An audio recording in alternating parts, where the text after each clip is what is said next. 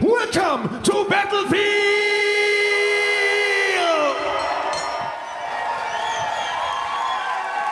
Das erste Match ist angesetzt auf einen Fall und es geht für einen Mann bereits um alles. Denn für ihn ist es der zweite Kampf in einer Reihe von 3, die er gewinnen muss, um eine Chance zu bekommen auf den German Wrestling Federation World Championship. Auf dem Weg zum Ring!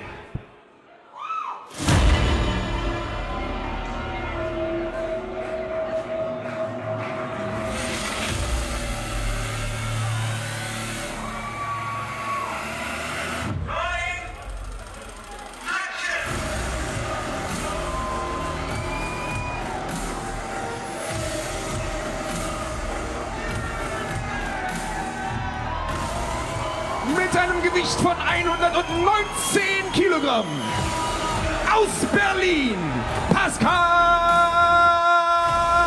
Spalter! It is a big night here in the German capital. So what better way to start than with a big man, both in size and stature.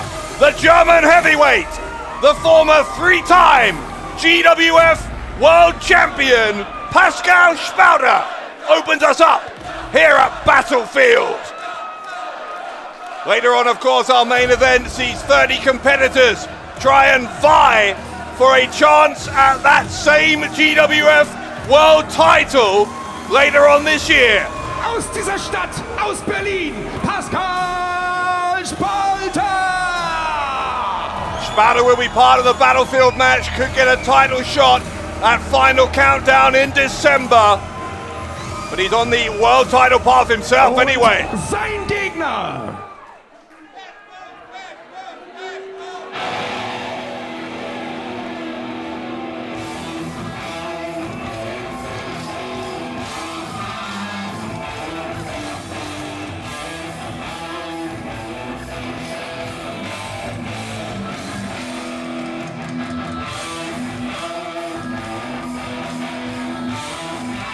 Auf dem Weg zum Ring mit einem Gewicht von 101 Kilogramm aus Bremen, der amtierende German Wrestling Federation Tag Team Champion, the opportunist, the most dangerous man in European Wrestling, der Blutsbruder, John Klinger! It was just 5 weeks ago at Showdown in this very building that John Badbones Klinger and his tag team partner Tarkan Aslan regained those GWF Tag Team Championships. But for Klinger, who is himself, of course, a much decorated former world champion, the longest reigning GWF World Champion in history, a chance to beat another of the German Wrestling Federation's greats in Spalter. It's a big opportunity and they're going to start on the outside. Here we go, Pascal Spalter and John Klinger battling through the crowd as we get underway. Dave Bradshaw here at ringside bringing you all of tonight's action in English. Spalter sent face first into one of the booths here, and the audience already are getting more than they bargained for. For Pascal Spalter, this is the second of 3 potential qualifying matches to earn himself a shot in the future at the GWF World title. He'd already won 2 in a row, but that clock got reset back to 0 after a loss over the summer against Marius Alani. Spalter gets sent into that hole. Spalter in den Ring, wenn der Kampf heute stattfinden soll. This match hasn't even started yet, but as I was saying, since losing to Alani, Pascal Spalter has got back to winning ways. Picked up a victory over Ahura at Summer Smash 7. So he needs this win against Klinger and one more in order for GWF's CEO Ahmed Chair to grant him a world title shot. Also, Klinger im Ring, Spalter im Ring. Neither of these men are going to win the match unless it gets started. And finally, the bell rings. Here we go.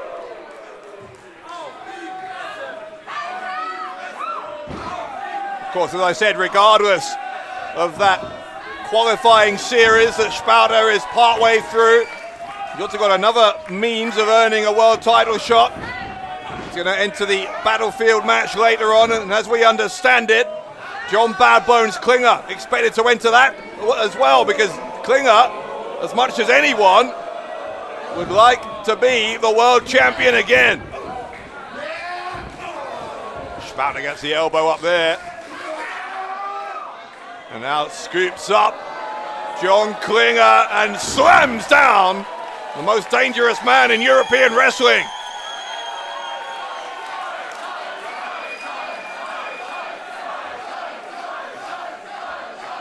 It has been a markedly more serious approach from Pascal Spalter during 2022. And with the exception of that one blip on his record against Marius Alani at Rising Heat back in June, it's been a very successful year as well. Had victories over Fast Time Mudo, Chris Colin among others. And as I said, Ahura 2 months ago.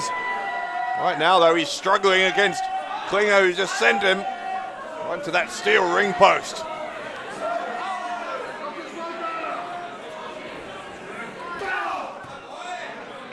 Klinger just putting the boot in. Referee has started a count. Finally, Spalter's going to get rolled back in, but Klinger looking to up the danger here. He's up on the top turnbuckle. Here's one half of the tag team champions. And the double axe handle takes down Spalter.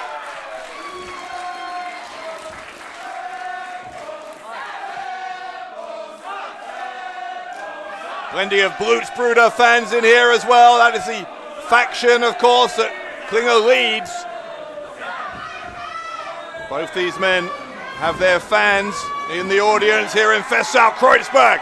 Klinger, though, choking out Spalter.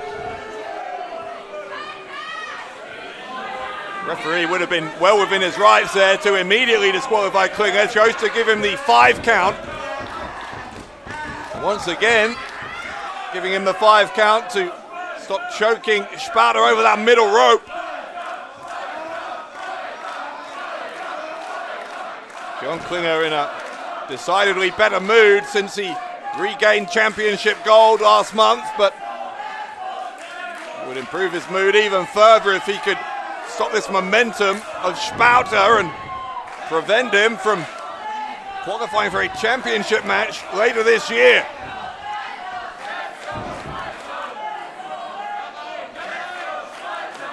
Raucous atmosphere here in Berlin tonight. And by the way, as well as that Battlefield match, Spalter goes hard into the turnbuckle. As well as the Battlefield match, we've got 2 championship matches tonight as well. The GWF World title will be on the line when the current champion Toni Harting defends against the reigning Berlin champion Mike Vecchio. Women's title due to be decided here tonight as well. Mila Smidt defending against Eva Kolasky. All of that and much more coming up as Spalter gets the knee up, went for a crossbody, but Klinger knew it was coming and dropped down low. That was smart from Klinger.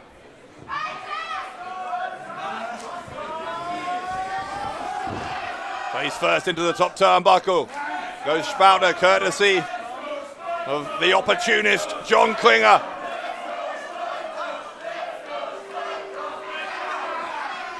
Klinger and his gang, Blutsbruder, have been the dominant force in GWF for, what, 2-3 years now. And for many in the GWF locker room, it feels like longer than that. It feels like a lifetime. Living constantly under the shadow of these bully boys who are Blutsbruder. But their approach, whether you like them or not, has been extremely successful. Brought them multiple championships. Poke to the eyes from Klinger. The crowd were expecting a chop, and Klinger never one to please the crowd if he can avoid it. Likes to be in full control at all times. You're looking at two alpha males competing in our opening contest. This could be a main event, but it is our opener tonight at Battlefield. We'd love to know what you think is going to happen in our Battlefield match later on. Join the conversation on social media using the hashtag GWF Battlefield. Klinger looking for a code breaker. The move taught to him by Chris Jericho. Instead, though, he gets drop kicked hard into the corner. Spalter's back is giving him some difficulty here, though.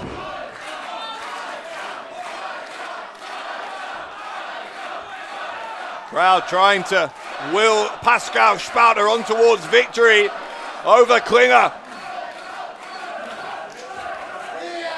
Both men showing evidence of the damage they have sustained. They were both slow to their feet, but they are both up on their feet. Spalter with a trio of blocks there and a trio of slaps. Here comes some more. Pascal Spalter, repeated slaps to John Klinger. And Klinger rakes the eyes. And the ropes clothesline by Spalter sends him down. And a second one. Pascal Spalter looking to build momentum. The reversal of the Irish whip though by Klinger. Spalter comes out of the blocks. Big cross body. Is it enough to put away Klinger? Oh, it nearly was.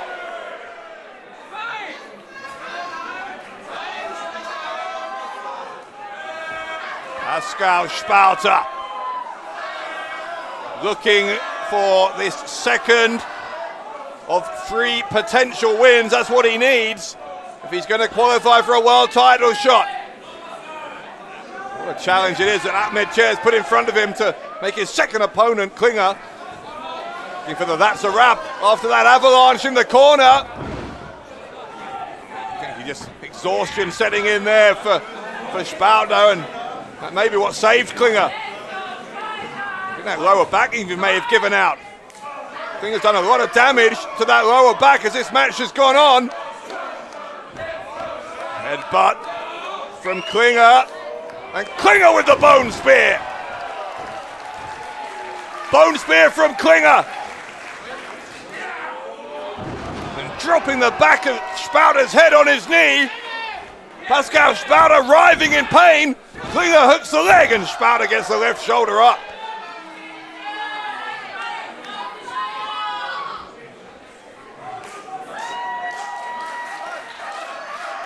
A gripping opening match here at Battlefield 2022. Remember, as I said, both these guys expected to be in the Battlefield match later on. They need to conserve some energy, but I think that is the furthest thing from either man's mind at the moment. Both prepared to do whatever it takes to beat the other. Spalter comes again flying out of the blocks, this time a clothesline on Klinger. Another avalanche in the corner. And now a running power slam from the Star of Berlin. Got that left leg hooked.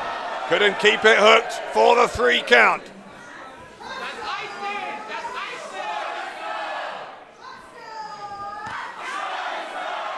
Spalter not going to give any rest time. Looking for the that's a wrap, and he's got it. The that's a wrap on Klinger. Will that do it? Surely. Oh, kick out by Klinger. Kick out by Klinger.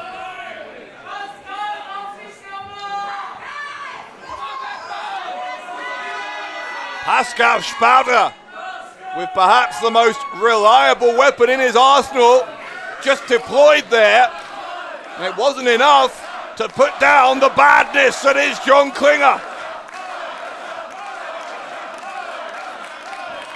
Well, here's potentially his other heavy-hitting move, where it's a hold, really, the submission, the cross-face chicken wing. Klinger's got a hold of the referee. To a sleeper hold. Spalter had to shift gears there. Klinger. Shin breaker on Spalter, and that released him. from the sleeper hold. Klinger playing a dangerous game. He's looking for the figure 4 leg lock, but he got caught by Spalter. Spalter again in the sleeper hold. It is the crossface chicken wing that's won Spalter so many matches this year. The sleeper hold might win him one here though.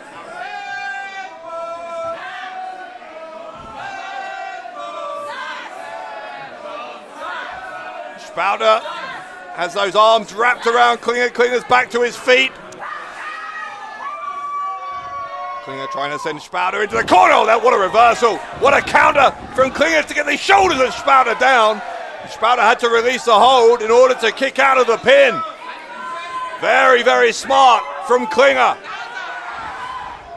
Spalter nearly hit the ref. Referee ducked out of the way of that avalanche. It's a low blow. Referee was otherwise indisposed. It's an inside cradle from Klinger and Spalter kicks out anyway. John Klinger trying every dirty trick to put away Pascal Spalter. You know what Klinger is indicating. He is going to head up once more, up to the top floor. John Klinger sees Pascal Spalter laying prone in the ring. Up to the top he goes. And he is looking for the descent into badness, but Spalter moved out of the way.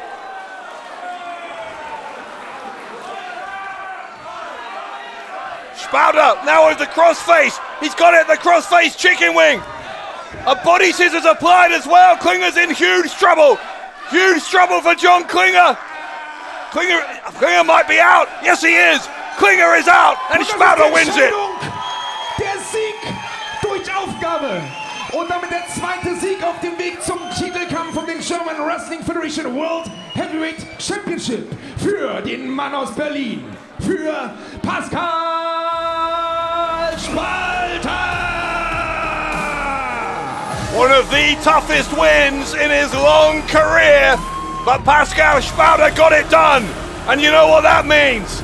Spalter just one win away from earning himself a guaranteed shot at the GWF World Championship.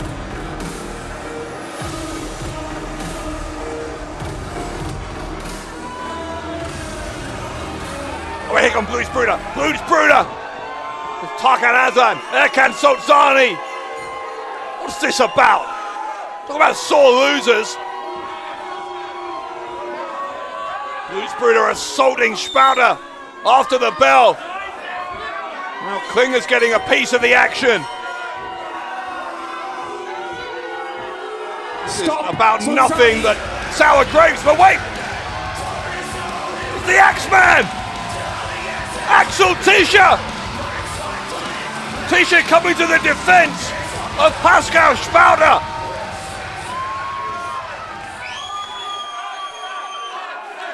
Bluesbruder still have a numbers advantage, but shows you just how much they respect, just how much they fear. Mixing it up with Axel Tischer. Bluesbruder, they've decided it's not worth it. They're going to walk out of here.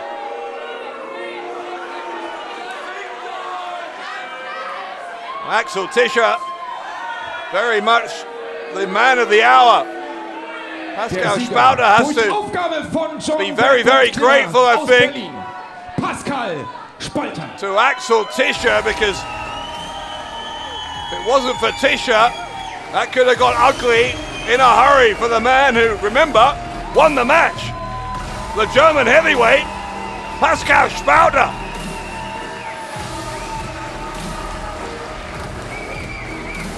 Und danke.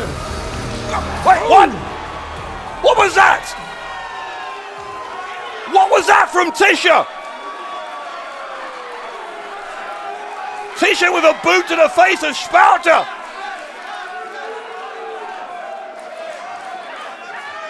What is going on in the mind of the Axeman?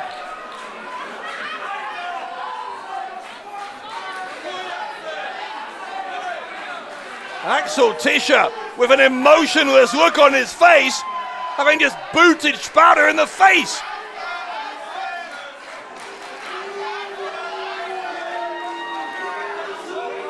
I have no idea what that was about. Tischer wollte ich eigentlich sagen. Tischer's asking for a microphone. Maybe he's going to explain himself. My goodness, he's got some explaining to do.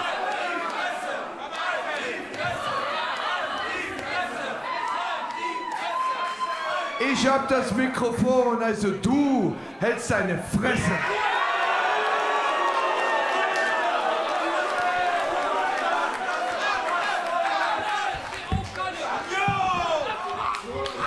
Das, was ihr hier seht, ist eine eiskalte Rache. Eiskalte Rache an denjenigen, der so unbedingt meinen Titel haben wollte und mich dafür hinterrücks attackiert hat.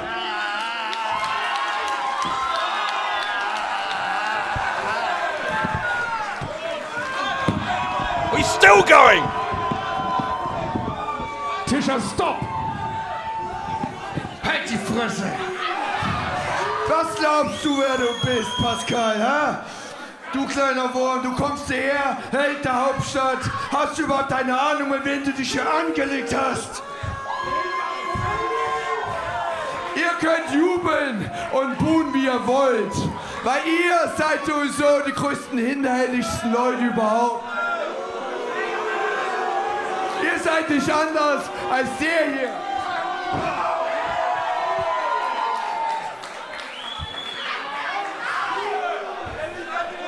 Ich komme hier wieder her, um Weltmeister zu werden, weil ich vorher der Weltmeister gewesen bin. Bevor ich wieder hierher kam, was hattet ihr? Ihr hattet einen Plastik-Championship-Gürtel.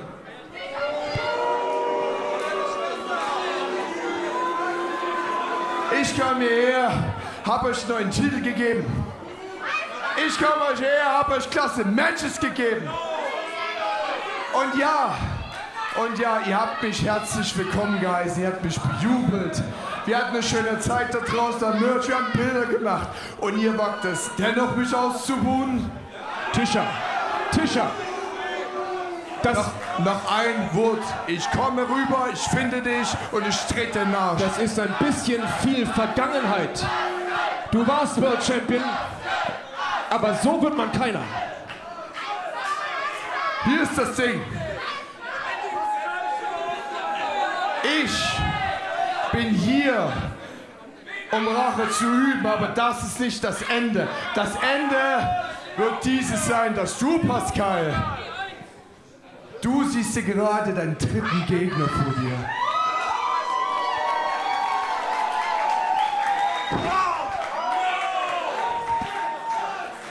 Gegner Nummer 3, Pascal, auf deinem Weg zu deinem Titelmatch. Es tut mir leid, im Oktober ist Endstation. Endstation für dich und mein neuer Einstieg für mich. Bis Oktober, Bitch.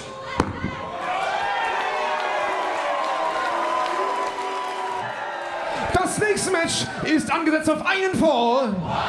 Und es geht um den German Wrestling Federation Women's Championship. Auf dem Weg zum Ring.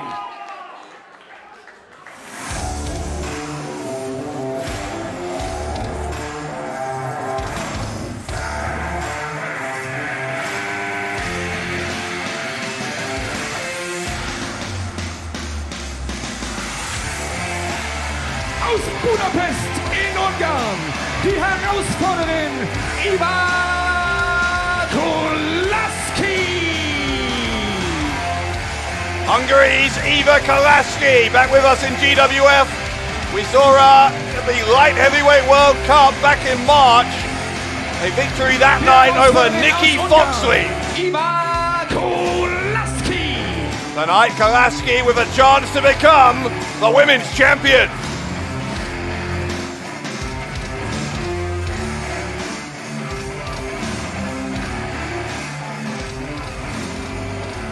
Ihre Gegnerin.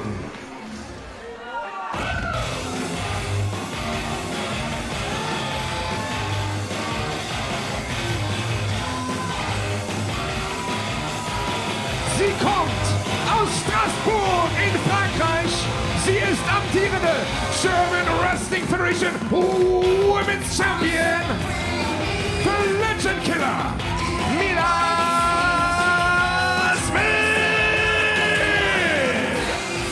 It was 3 months ago at Rising Heat that Mila Smidt surprised the world by defeating Jessie J and Cara in a three-way match to become the women's champion. She's since beaten both of those women one-on-one as well. No doubt she is the rightful champion.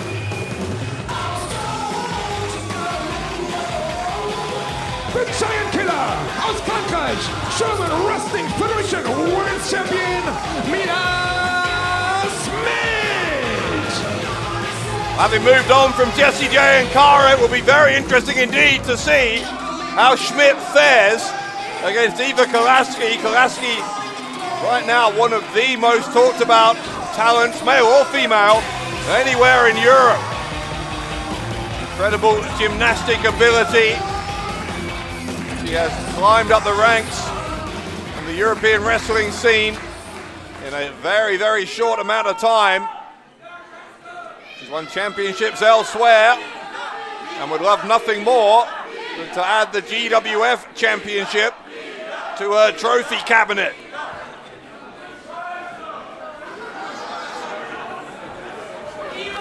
The women's title, first of 2 championship matches tonight in Berlin. Bell rings, we are underway.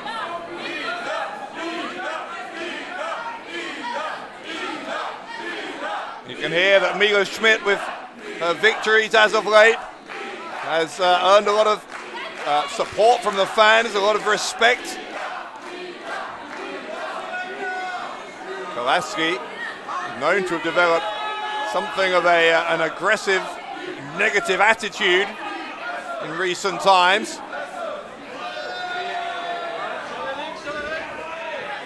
Kolasky just pushing and shoving, but Smidt showing that she's no pushover. Kolasky trying to unload with some rights, but Smidt blocked and countered. Now takes her down by the arm. Great judo style throw there from Mila Smidt.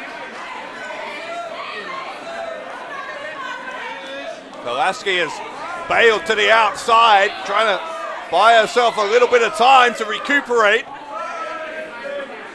That takedown was a little bit unexpected from Kolasky's point of view. Now getting back in, goes for a spinning kick, couldn't get it, and instead Smidt sends Kolasky into the corner. Champion looking good here.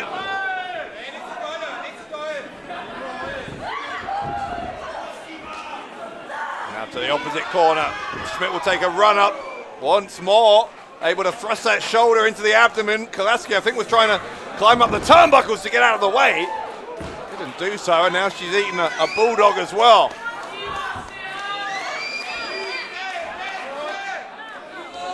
Smith's going to go to the ropes. Drop kick right in the face of Kolasky. Smidt looking for the cover, kick out on one. And Kolasky scrambling across the ring, back to the outside. Smidt might be complaining that Kolasky was maybe tugging her hair. If she was, the referee didn't see it.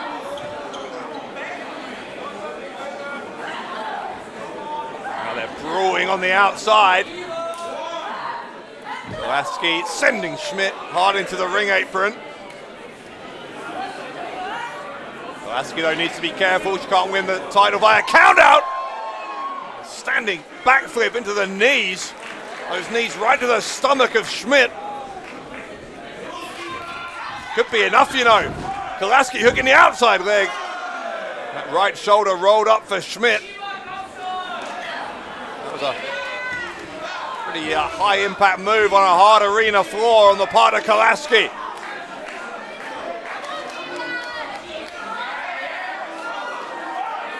Kolasky, I think, got a part of a ring attire, maybe an elbow pad, trying to stuff it in the face of Smidt.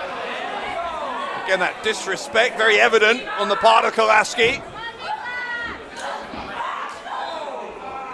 Forearm right to the face, and then Smidt, the champion, was sent face first into the turnbuckle. Challenger is getting back into this.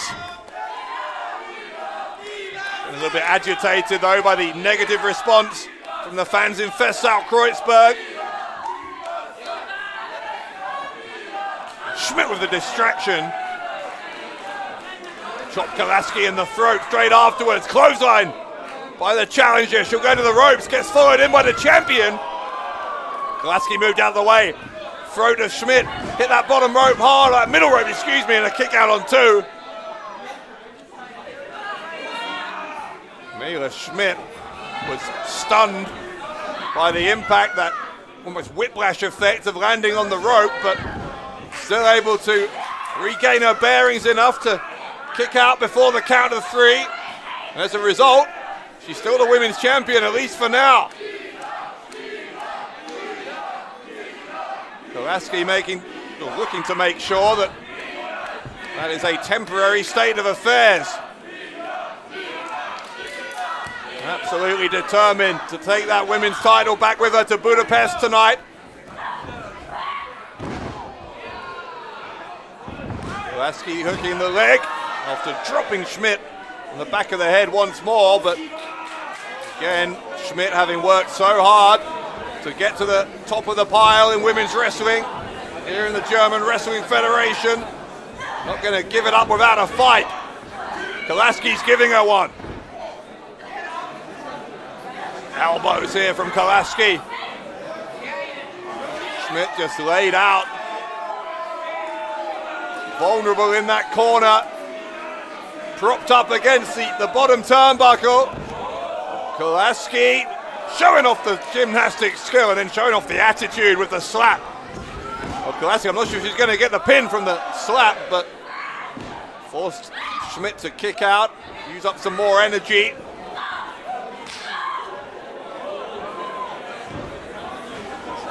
Now Smidt was then Kolasky very, very hard into the turnbuckle.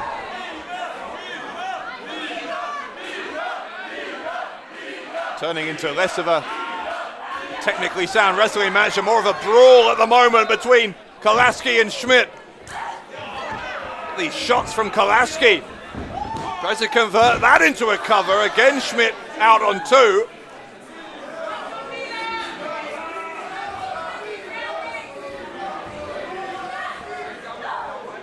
Another elbow strike right in the face from Smidt, and then Kolasky ended up, I'm not sure what she was trying for, it didn't work, and in the end Smidt got the leg.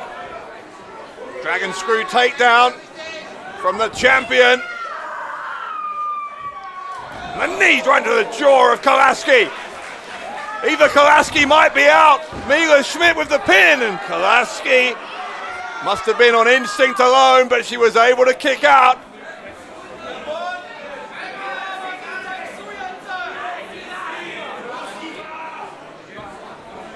Smidt coming back for more, but Kolasky got that arm up.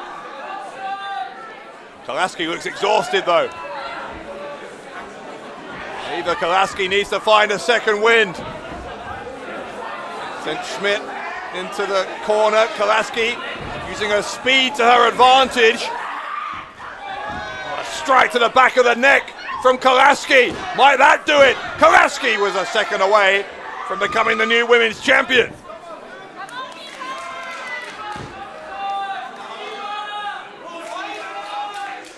Challenger once more, first back to her feet. Showing more disrespect, just casually sticking a boot in the face. There's a jawbreaker from Smidt. Kolasky maybe was looking for a monkey flip. In the end, she got a face buster. It might not be what she wanted, but it might be what she needed. The right shoulder again of Mila Smidt, keeping her in the game. Kolasky improvising on offense, but it very, very nearly paid off. Again, just shoving her boot in the face of the champion. Kolasky, that attitude, that you might call it arrogance, it's certainly self-confidence at the very least. Clothesline from Smidt.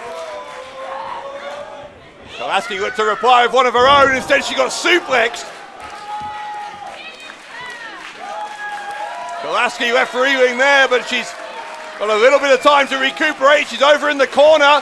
Hang on though. Mila Smidt is lining her up. Smidt with the run up, drops her whole body weight right into the face and chest of Kolasky. Drags her away from the ropes. Goes for the pin, and well, didn't drag her far enough away because that right hand grabbing the bottom rope. Smidt, if she'd dragged Kolasky another couple of feet in towards the center of the ring, might have won it there. But as it is, this women's championship match continues.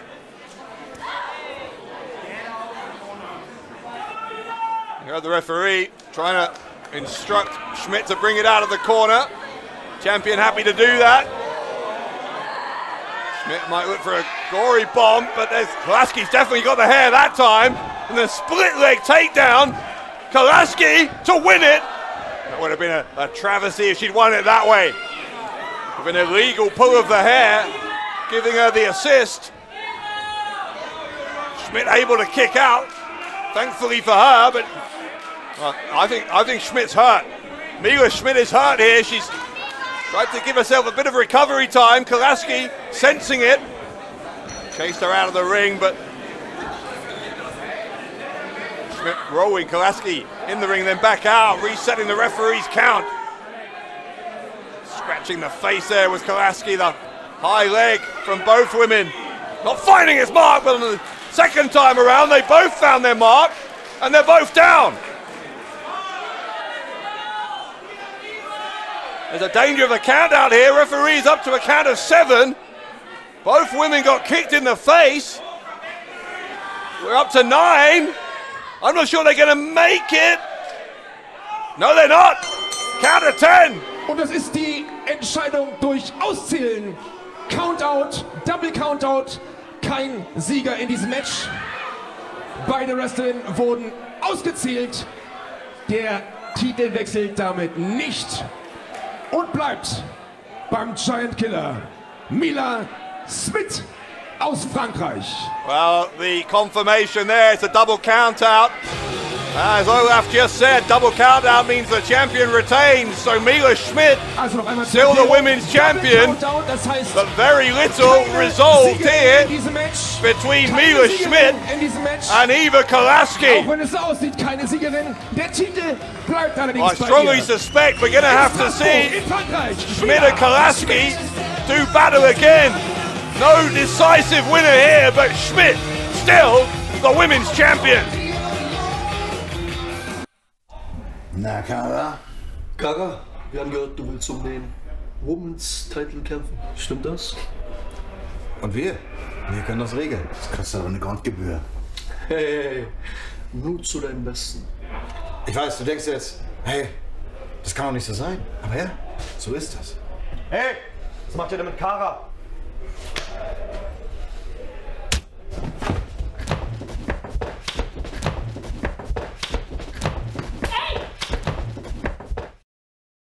Das nächste Match ist ein Qualifikationskampf. Der Sieger in diesem Match bekommt am 23.10. bei Chaos City eine Chance in einem Titelkampf um den German Wrestling Federation Berlin Championship. Das nächste Match ist aber nicht irgendein Match. Es ist ein Mexican Rules 5-Man Elimination Match. Und damit angesetzt auf 4 Falls.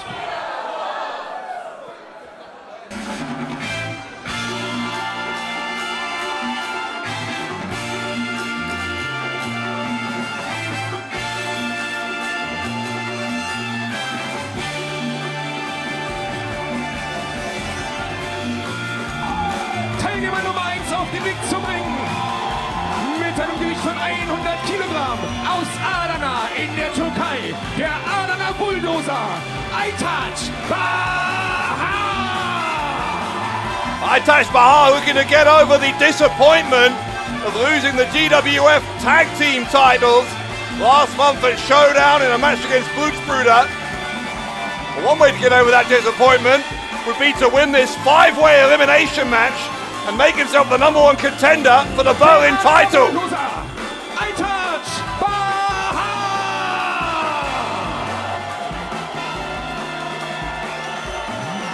Got a great chance to do it as well. Teilnehmer Nummer 2.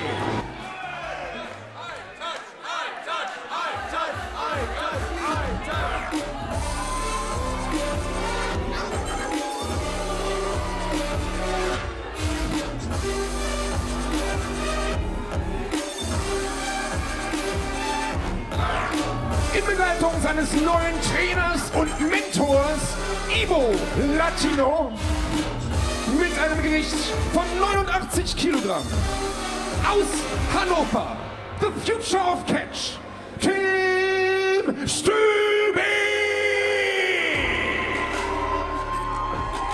Tim Stübing may well be the future of catch.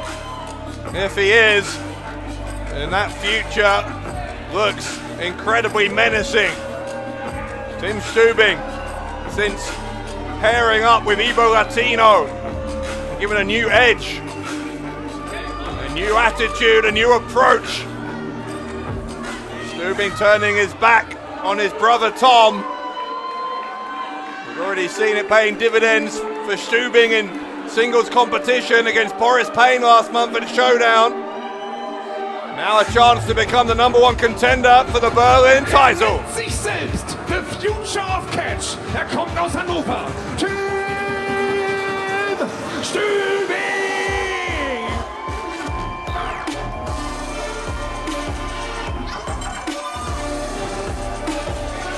Teilnehmer Nummer 3.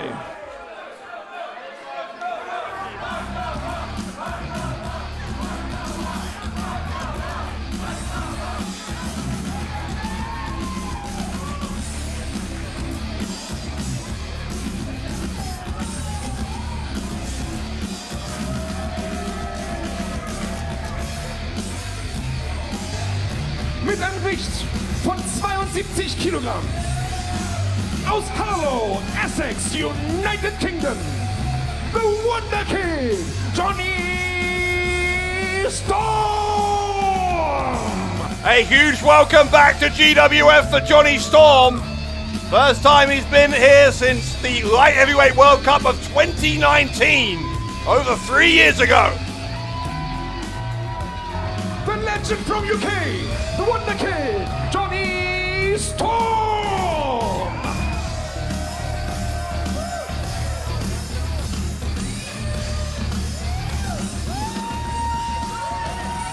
Teilnehmer Nummer 4.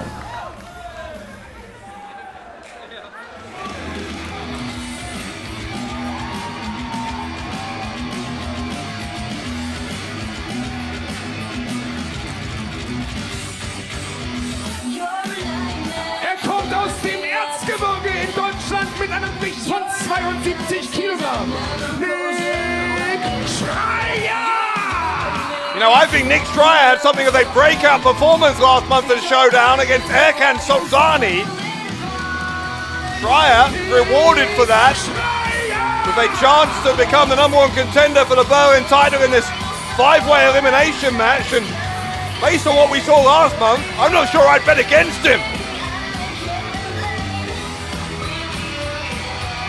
Und Teilnehmer Nummer 5, Numero 5.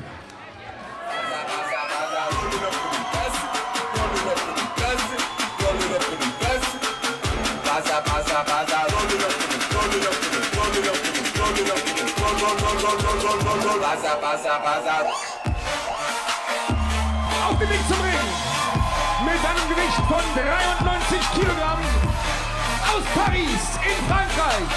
Bleu Guerrier du Peuple, Senza, Volto!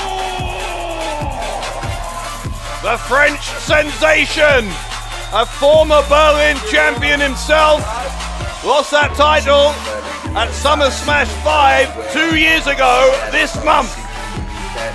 And you know Volto would love absolutely to have that Berlin championship back around his waist.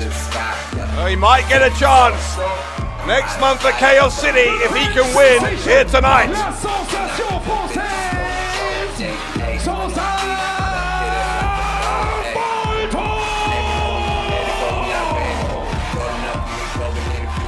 Senza Volto, the last piece of the puzzle, a 5-man elimination match. Which means we are going to keep going until 4 of these 5 have been pinned, submitted, disqualified, counted out, whatever it may be. Whoever's the last man standing will be the #1 contender. The Latino's got a microphone.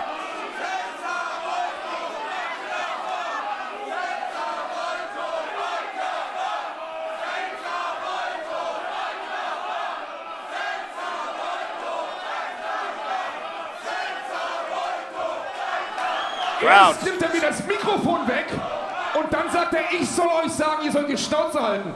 Dabei finde ich das gar nicht so. Aber jetzt behalte ich es auch.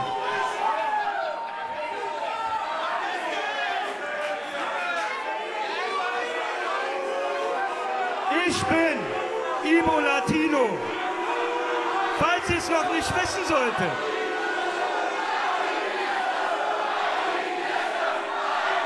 Ich bin der Mentor und Trainer von Tim Stübing.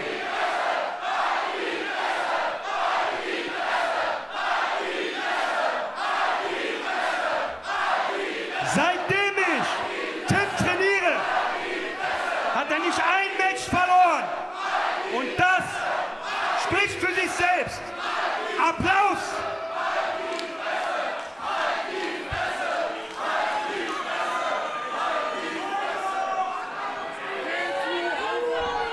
Ich möchte, nein, ich fordere Respekt für Tim und mich, für das, was wir geleistet haben.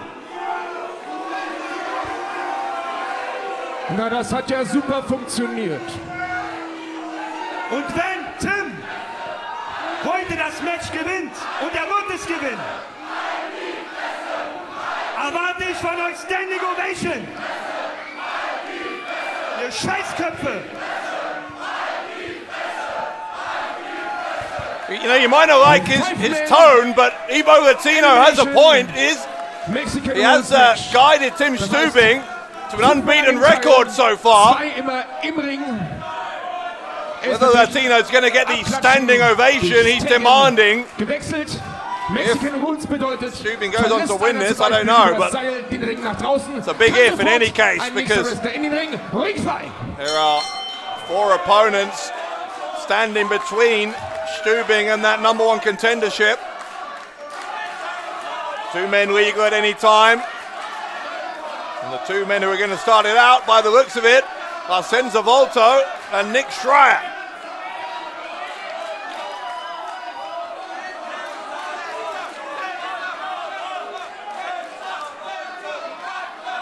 Very sporting handshake between Schreier and the French sensation. Volto, the only former Berlin champion, is in this match. Jonny Storm has had championships all over the world, wherever he's been.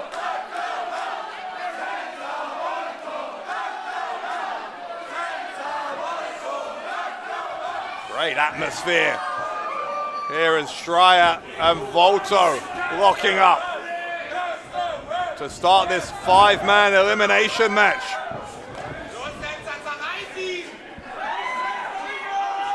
Volto try and get an elbow into the side of the head, but Schreier too fast for him. A couple of arm drags there from Nick Schreier. Volto caught him on the 3rd time of asking. Suspended animation there, it looked like, for Nick Schreier. Schreier from the wheelbarrow position, maybe was looking for a bulldog, but instead gets a chop across the chest from Volto. And another one.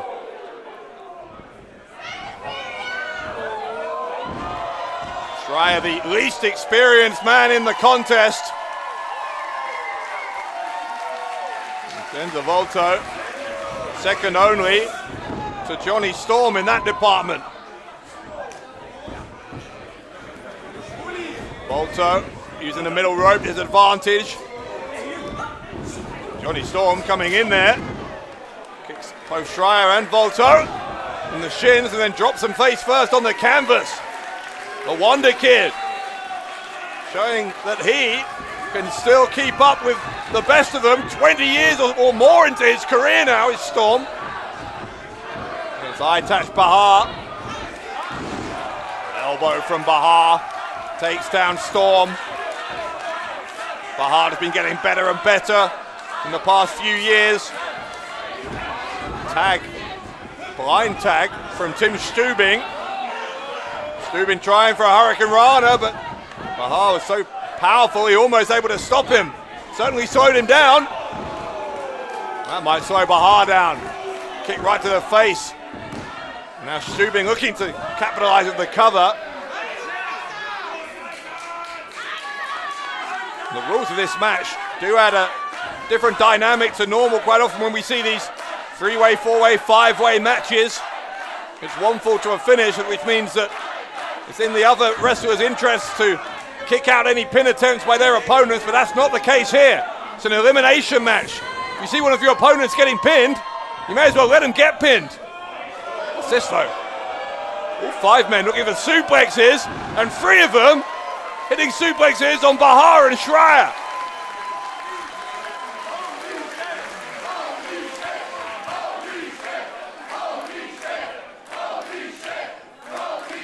Some 5-man action at the start of this elimination match.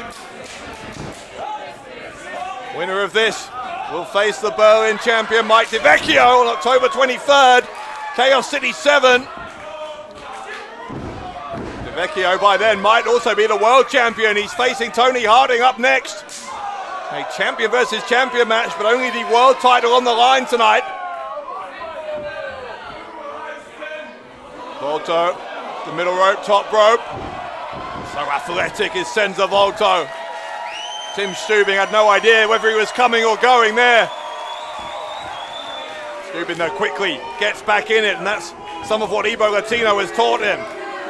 If something doesn't go your way, you quickly get your head back screwed back on and continue the fight.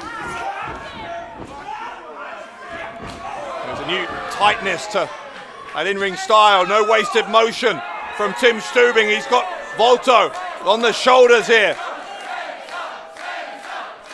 Volto with the crowd support, trying to find a way out. Bending backwards. Kind of a tarantula there. Well, hang on, here comes Storm. Schreier pulling the head of Volto. Boston Crab. Now a hold from Aytac as well. Again, all 5 men involved. This is crazy. Well, the original hold was in the ropes, which means technically I think the whole thing had to be broken up by the count of 5. Referee, I think, demanded exactly that. That's what he got. Now Schreier, with those right hands into the face of Bahar. Wheelbarrow, and this time Schreier does get the bulldog. Unsuccessful earlier on, but second time of asking, it went to plan. Michinoku driver. Jonny Storm. Rocking and rolling now in Berlin. Storm with a moonsault. Picture perfect on Schreier. Went for a clothesline. Here comes Senza Volto. Handspring cutter from the French sensation. Elbow smash though from Stübing. Stübing with a fall-away slam on Volto.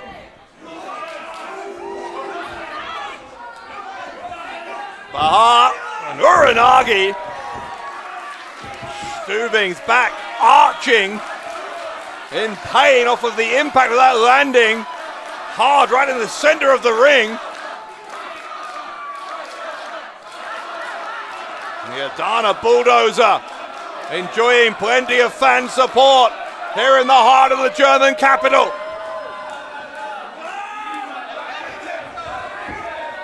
Aha, going to the right. Well, Latino's on the apron. What's he doing up there? Ibo Latino has no business being up on the apron, but off the distraction, Stübing got in a cheap shot. Meanwhile, here comes Nick Schreier. Schreier trying to launch himself. Stübing caught him, great strength from Tim Stübing. Jonny Storm though, finally ensuring that Stübing gets sent down. A dangerous dive between the ropes from Jonny Storm, but it paid off.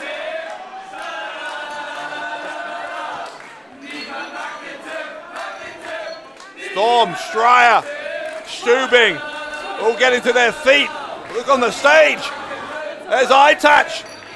Aytac's Bahar back on his feet, and Aytac's gonna dive. A stage dive from Aytac's Bahar, wiping out 3 of his 4 opponents. But still, no eliminations. Senza Volto's alone in the ring right now.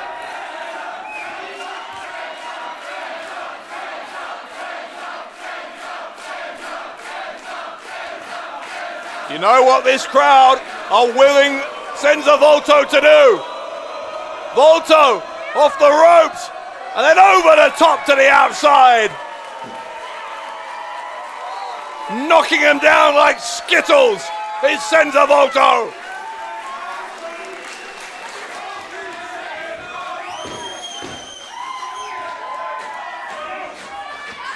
Back in the ring now. Schreier in there against Volto. Volto looking for the Eiffel Tower. Schreier got into a rear waistlock. Super kick from Schreier. Turned him inside out, did Volto. Schreier landed very, very hard on his front there. Storm tried to do the same thing. There's a Wonderwhirl, the Wonderwhirl from Jonny Storm. And Storm takes out Schreier. Der erste Pinfall in diesem Match und damit ausgeschieden Nick Schreier. So Schreier is out. We still have 4 of the 5 men who entered this match competing to be the #1 contender for the Berlin title. Stübing tried to get one off on Storm there. Storm saw it coming, hits him with a drop kick. Storm looking again for the Wonderwhirl. Stübing goes behind. Knee right into the jaw from Stübing. Stübing might have done enough, he has. Storm is out. Zweite Pinfall und damit ebenfalls ausgeschieden Jonny Storm. Look at the back of your screen there. Senza Volto's on the top turnbuckle.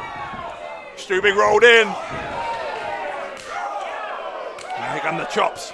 Chop after chop from Senza Volto.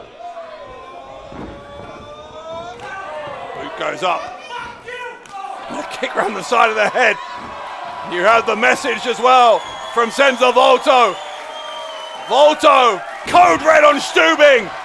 The pin from Volto and a kick out from Stübing. I don't think Volto was expecting that. Code red been enough to put away many of Senza Volto's opponents.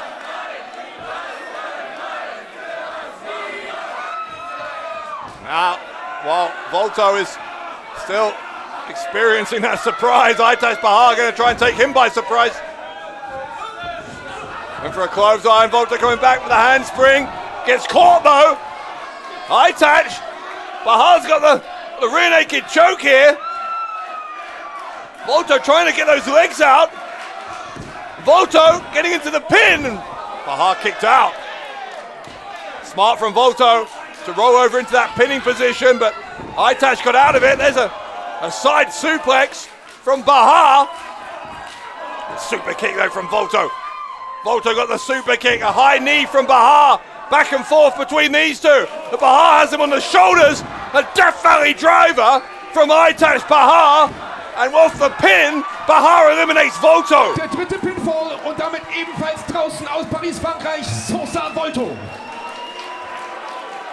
So Volto is gone. And now look, we are down to 2. Tim Stübing aus Hannover gegen den Adana Bulldozer Aytac Bahar and Stübing, one of these two men to be the #1 contender for the Berlin title. Neither of them have held that championship before. The crowd almost unanimously behind the Adana bulldozer. But one man who isn't is Ivo Latino at ringside, still trying to give advice to Stübing. Stübing going to the ropes. It's the second time in a few seconds he's taken a knee from Aytac, who spikes him with a DDT. Bahar to win it. Can he? No. What a match this has been. Whoever wins this will truly have earned the right to be the #1 contender.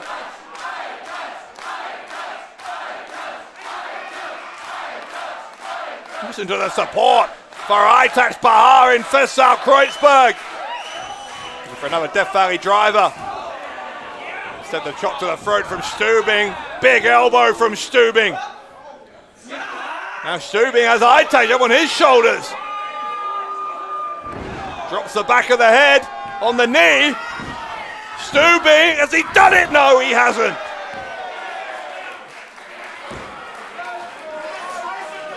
Still impossible to pick a winner between Stübing and Bahar.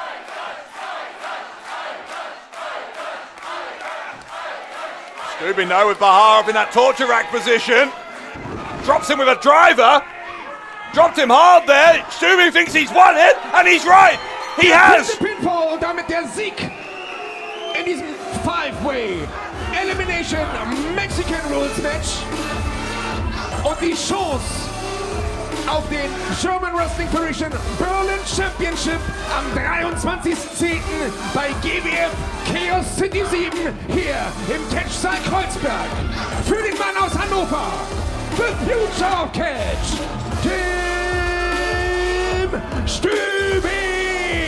Those antics afterwards showing you exactly what kind of mentality Ivo Latino has instilled in Tim Stübing. Staying on top of Bahar, insisting the referee count it again.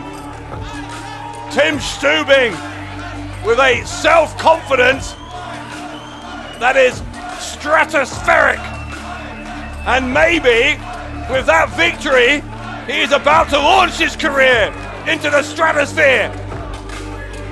Because on October 23rd, Tim Stübing at Chaos City gets his chance at the Berlin title.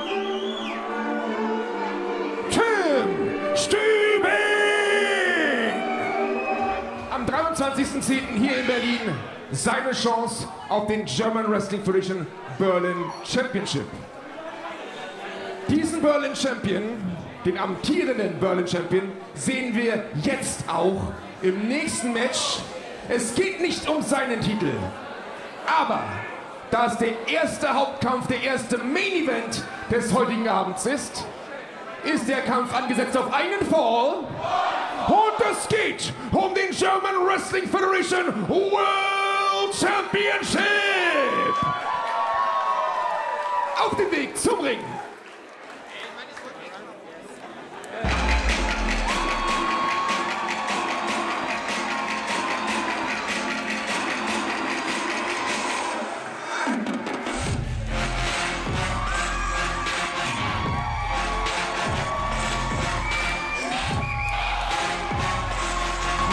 Gewicht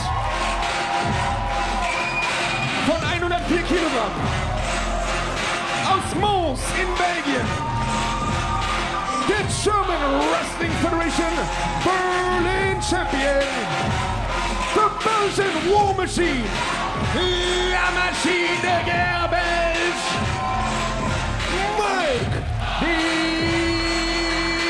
Vecchio. Last month at Showdown, the challenge was laid down, and this historic match set up Mike Vecchio, the reigning Berlin champion, going to be in action here, challenging for the world title. Could it be that the Belgian War Machine walks out of Battlefield tonight with not one, but two championship belts over his shoulders?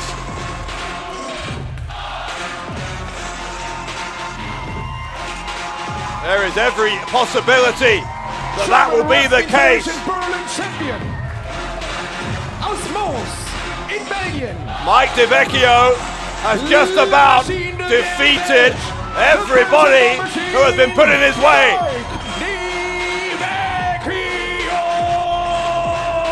He can keep that winning streak going against the Tiger here in Berlin, and he will be the champion of the world.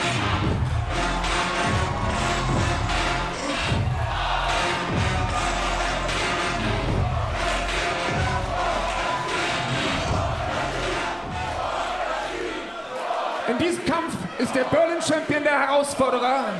Und ich rufe jetzt den amtierenden German Wrestling Federation World Champion.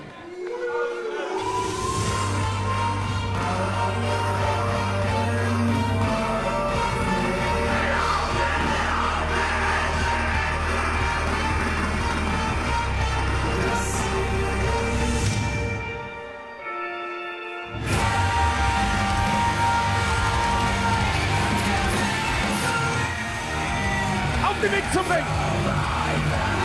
In Begleitung von Big Nick. Mit einem Gewicht von 102 Kilogramm. Aus Berlin. Der amtierende German Wrestling Federation World Champion. Die perfekte Naturgewalt. Der Tiger aus Berlin. Toni Harting! It has been a fascinating 3 months since Toni Harting became the world champion. At Summer Smash 7 he defeated Senza Volto in highly controversial circumstances. Then at Showdown last month, a towel match against his former tag team partner, Mikkel Schenkenberg. Schenkenberg's cornerman, Ronaldo Shaqiri, ultimately feeling he had no choice but to throw in the towel. And Harting now, for the 3rd consecutive month, defending the world title, but this time against an opponent who was an entirely different proposition. The Belgian War Machine.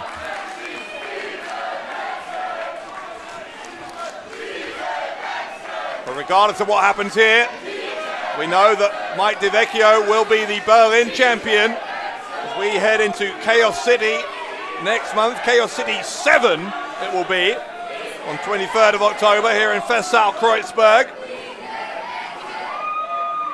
And we know that Mike Vecchio will defend against the new #1 contender for the Berlin title, Tim Stübing. If Vecchio was to win the world title, I guess maybe he'd be on double duty that night. I don't think he'd mind.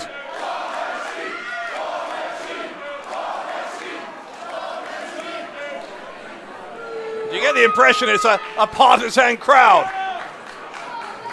Deafening chants for the War Machine.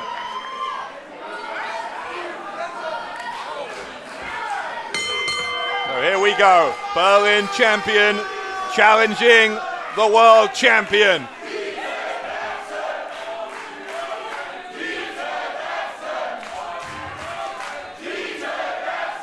Toni Harting might be the tiger, but he has stepped into a lion's den here.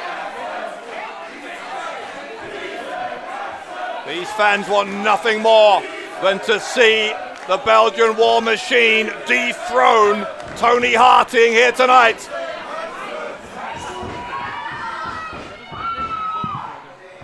As incredible as Toni Harting has been over the past couple of years, you'd have to say, if someone said the smart money was on Mike Vecchio, it'd be hard to argue, because Vecchio, as much as anyone, has looked absolutely unstoppable. Something has to give here between the world champion and Berlin champion.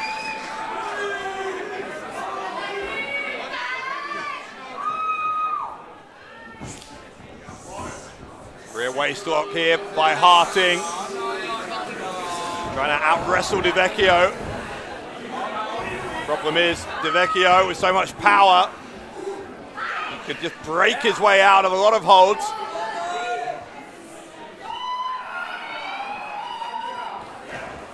Harting applying a wrist lock. Again, I'm just not sure how effective it's going to be, because we're seeing Vecchio able to just manhandle opponents. Toni Harting really cannot treat Vecchio like he would treat other opponents. He's got to think of a different way to do things here. Shoulder block sends him down.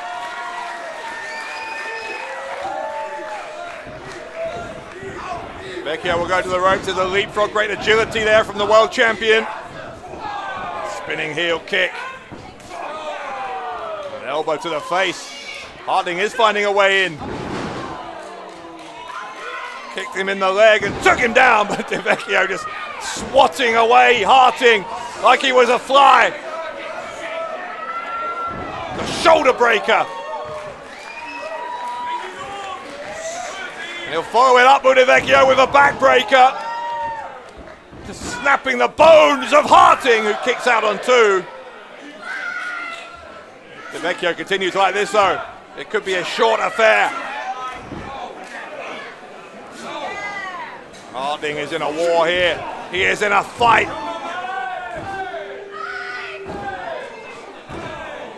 Both men hitting each other with right hands at the same time.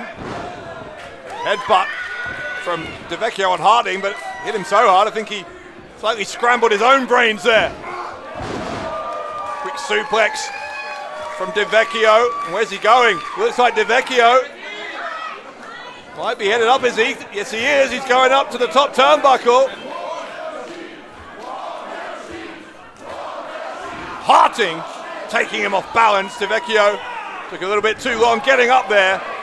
And he ends up not on the top turnbuckle, but all the way down on the arena floor. Well, now hang on, referee's distracted. Big Nick and a throw. The Berlin champion face first into the steel ring post. And that's the advantage Harting has. That extra man in the corner. Big Nick could prove to be a big difference maker.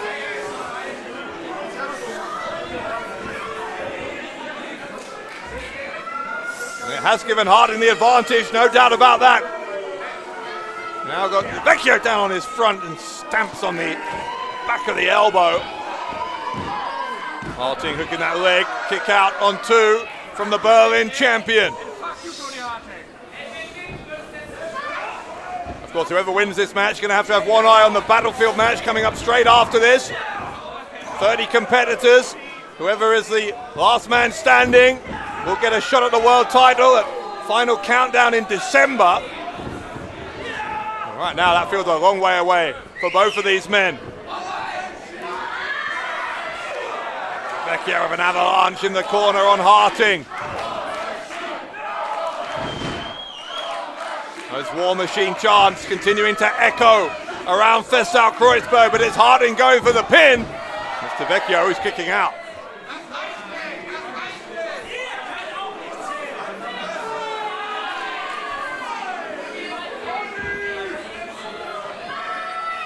Harting will send Vecchio to the ropes. No, he won't. That whip gets reversed, but Harting reverses the reversal and sends Vecchio all the way to the outside. Referee needs to be a little bit more vigilant here. Don't let him get distracted by Toni Harting, not with Big Nick on the outside. Harting thought about diving, and now he does. Gets caught though by Vecchio. What's Vecchio doing? Mike Vecchio picks him up and drops it on the lower back. Did you see the landing of Harting's lower back? Right diagonally on the edge of the ring. But that may have done some very, very serious damage to Toni Harting. That's a career shortener, a move like that. Harting though was able to dodge him. It's that rebound German suplex. Lariat. And now the cover. Harting looking to retain the world title. Vecchio kicked out. That would have been a remarkable turnaround in just a few seconds after that vicious landing. Lower back on the edge of the ring outside.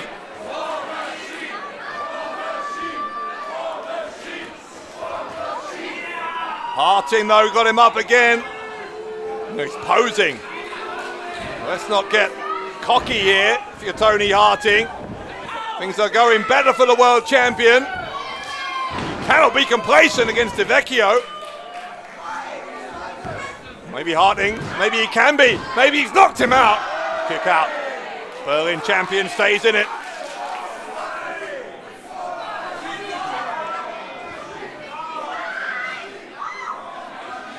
Harting, to his credit, has done more damage to Vecchio than the vast majority of the Belgian War Machine's opponents. Now that nerve grip deep in the shoulder from the Tiger.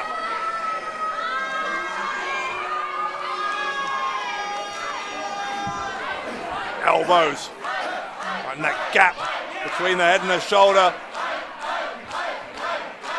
Trying to force Vecchio to submit or to pass out from the pain.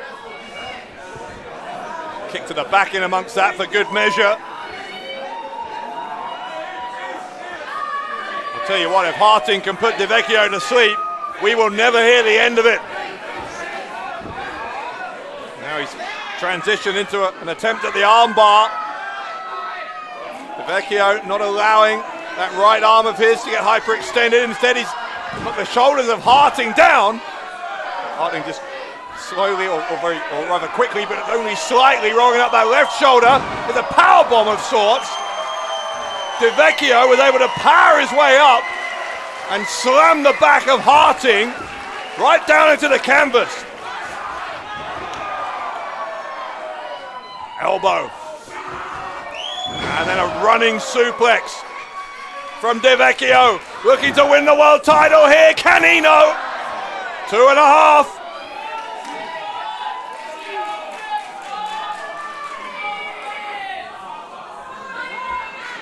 Both men regrouping. But it is Vecchio with the upper hand if he can capitalize. Time for the powerbomb, and he got it. He's going to hit it a second time. A sit-out powerbomb this time. Harting's title reign, it could be over! And he kicked out on 2.9. Good God, that was close.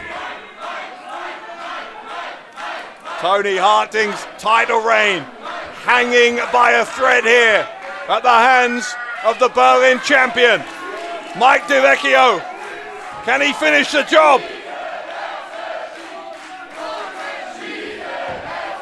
Vecchio leaps on top, goes for the pin, and a kick out once more by Harting. This has been intense, intense from the opening bell between Harting and Vecchio.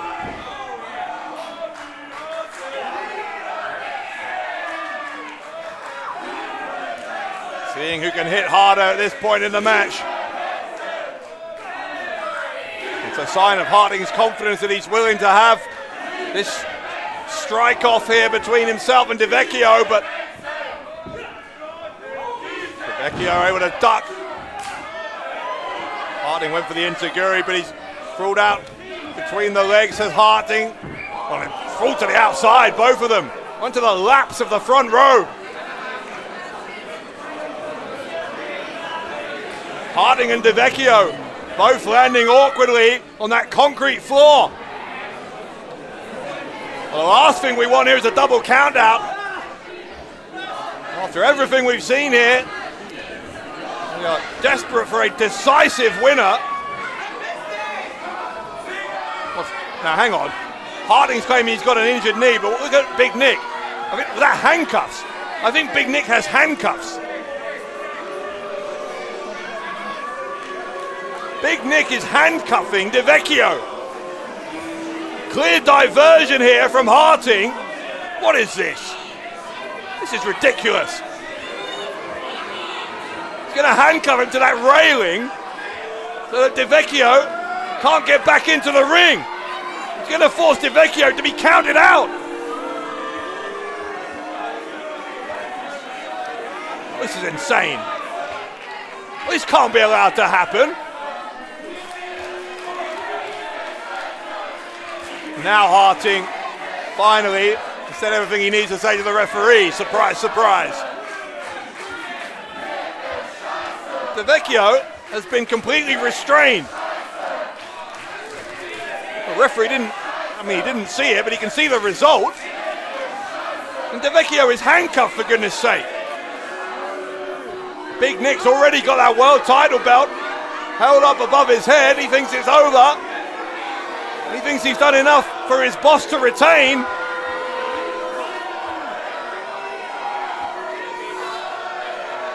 Harting, look at the cockiness now. Tony Harting thinks he's won it. Vecchio desperately. Oh, he broke it! Look at the strength of Vecchio! Vecchio with the clothesline! The plan did not work! And Vecchio is beyond enraged! Right hand after right hand! Harting coming back! God, it's a fight! It is a fight in Berlin for the World Championship!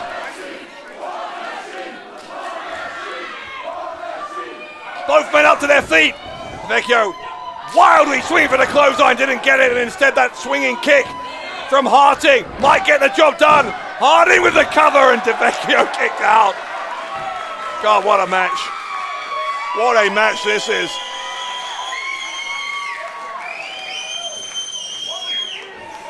Harting gonna try to end it.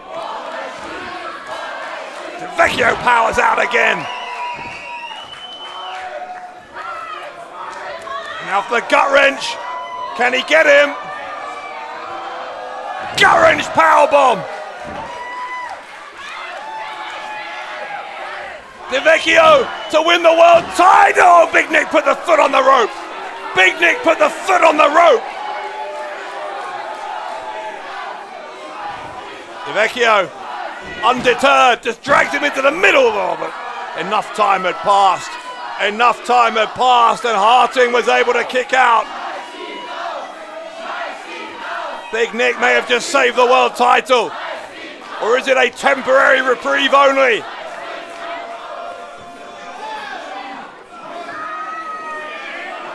Vecchio complaining to the referee, but the referee just did his job. Harting wearing those broken handcuffs like bracelets. Harting dropping him throat first. Harting and Big Nick have tried absolutely everything to prevent Mike Vecchio from winning the world title. He's going to look for a TKO, can't get it. And instead, Vecchio got him up, drops him, the back of the head on the knee.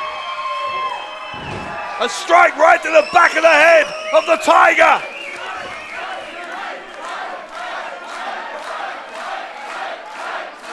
Big Nick's on the apron. Big Nick's on the apron, distracting the referee. The distraction of the referee and Harting using that belt. Harting using the belt. Striking Vecchio in the back. Now he's got him up. The TKO from Harting. Harting hooks the leg and Toni Harting somehow retains the world title. Hier ist der Sieger. Und damit weiterhin German Wrestling Federation World Champion. Die perfekte Naturgewalt. Der Tiger aus Berlin. Toni Harting. It took every trick in the book. But Toni Harting with a huge assist, multiple huge assists from Big Nick, has broken the Belgian War Machine. Tiger aus Berlin, Toni Harting!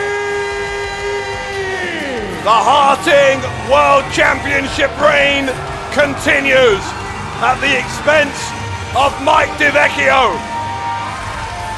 Vecchio had this one on multiple occasions. And Harting's choice to invest in having Big Nick as his protege has paid off big time tonight here at Battlefield. Harting's still the world champion, but there is one major piece of business still to take care of tonight in Kreuzberg. The 7th annual Battlefield Match is next here in Kreuzberg, Berlin. Weiterhin German Wrestling Federation World Champion, die perfekte Naturgewalt, der Tiger aus Berlin, Toni Harting!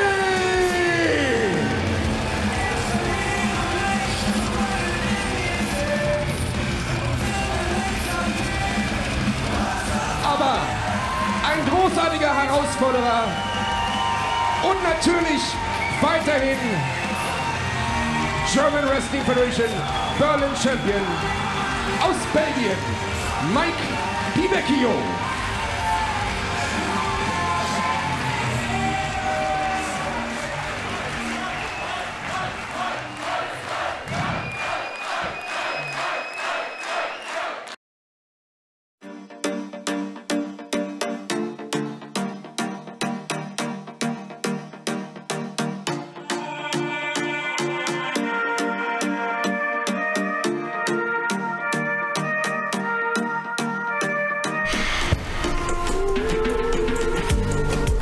Ich halt's nicht mehr aus. Ey, wer hat uns diese Gier hier hingelegt? Da wird bald hier sein, Digga, wird bald hier sein.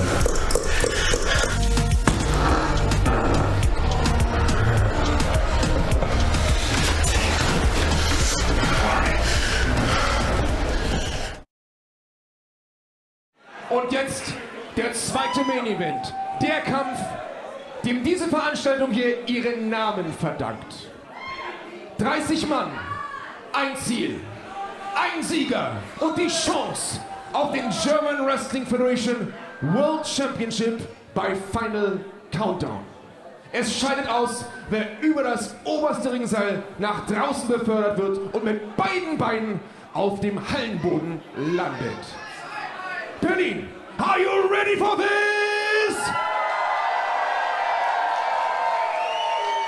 Das Schlachtfeld ist eröffnet. Welcome to the battlefield! Start Nummer 1! Here we go! Who's gonna be number 1?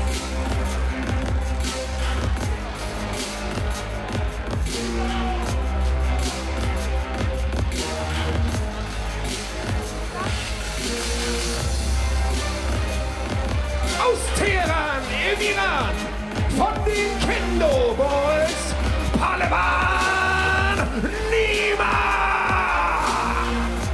One half of the Kendo Boys, Nima, gets the most unlucky draw possible here at the start of the 7th annual Battlefield Match. Nima is going to have to outlast 29 others if he is going to earn that guaranteed shot at the GWF World title at Final Countdown.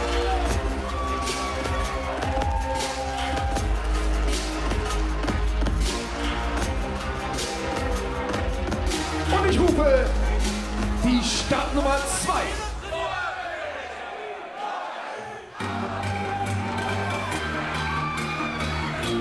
Aus Hannover, an die Theke!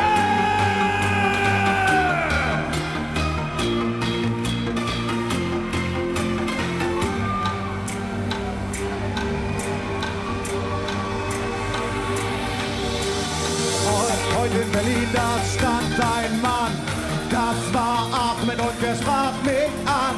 Er sagte, Andi, komm mal her zu mir, das ist die GWF, mein Revier. Was er von dir wollte, das wusste ich nicht. Er sagte, Andi, ich hab einen Job für dich. Was ich dir sage, das glaubst du nicht. Ich sah nur das Grinsen in seinem Gesicht.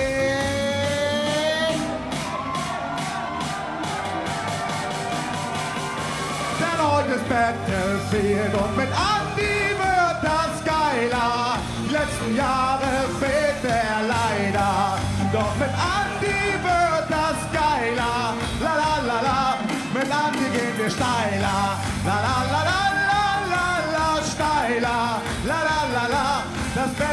wird geiler. La la la la la la la, geiler. La la la la, la la la la la la. Da war es schon um mich geschehen, das musste ich aus der Nähe sehen. Das Match ging schon los, als ich in den Festsaal kam. Und euer Andi, der ist jetzt dran. Und ich habe auch in Berlin hier eine kleine Verantwortung. Und deswegen brauche ich jetzt eure Unterstützung, wenn ich sage, er hat einen Puff. Und seine Puffmama heißt Laila. La la la la, die wunderschöne Laila. Well, I'm reliably told that this is a popular song in Germany. In Hannover,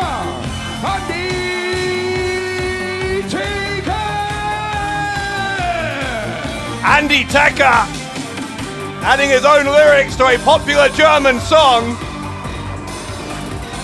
And, well, who knows if it'll still be popular after that. But Andy Tecker, number 2, so the joint worst possible draw. Certainly fired up the crowd here in Berlin. They loved it.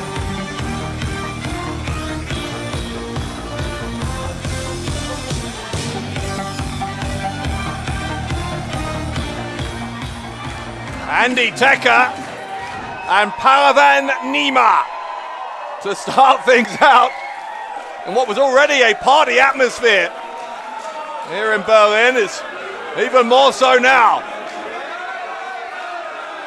I don't know if Pallavan Nima's ever been invited to a party before.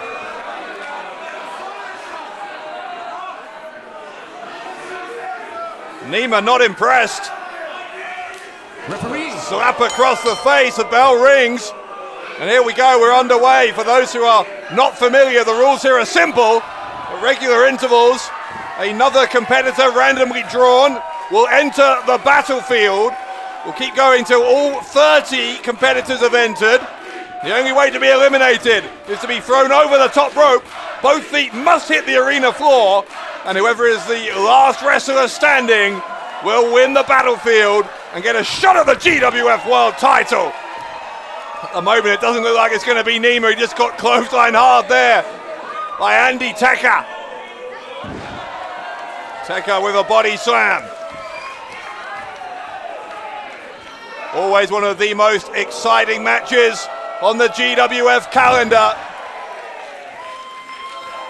Andy Tecker making pretty easy work at the moment of Pallavan Nima. Nima, though, raking the eyes. He desperately had to do something to get himself back into this, or it could have been an early shower for Nima. Nima now taking control as the countdown clock starts again. The high leg lariat from Nima. Who is going to be entrant number 3?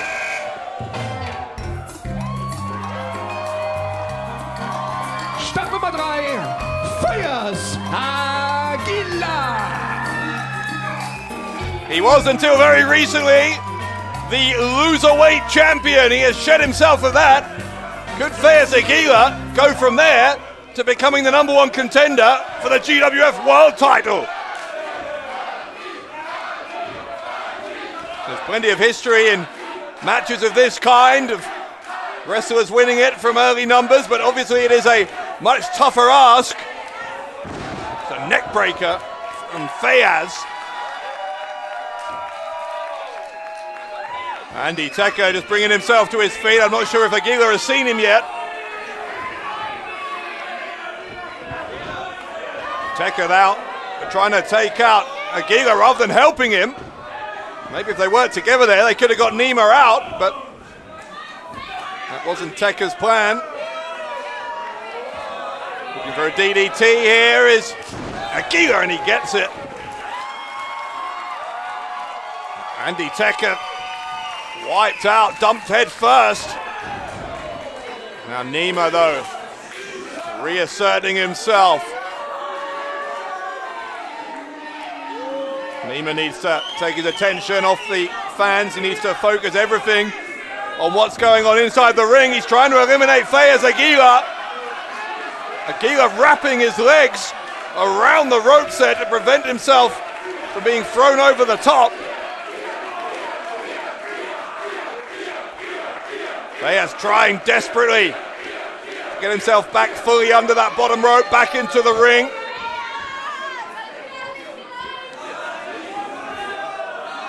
Nima comes back for more. Again, he's going to try and get Feyas out of there, but Tekka is back on his feet.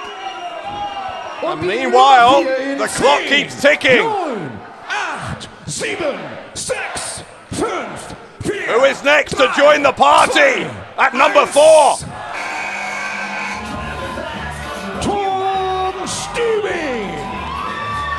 Tom Stübing, former GWF Tag Team Champion, now out on his own after being stabbed in the back, figuratively speaking, by his brother Tim. And Tom, I'm still suffering the psychological scars from that, but comes in hot here, big double cross body.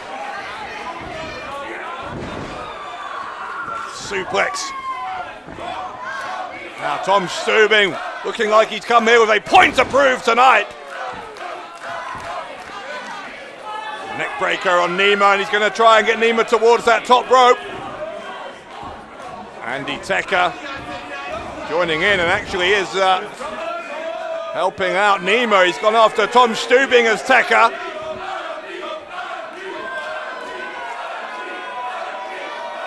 Look at this, the blood rushing to the head of Tom Stübing, who gets dropped hard with that delayed vertical suplex.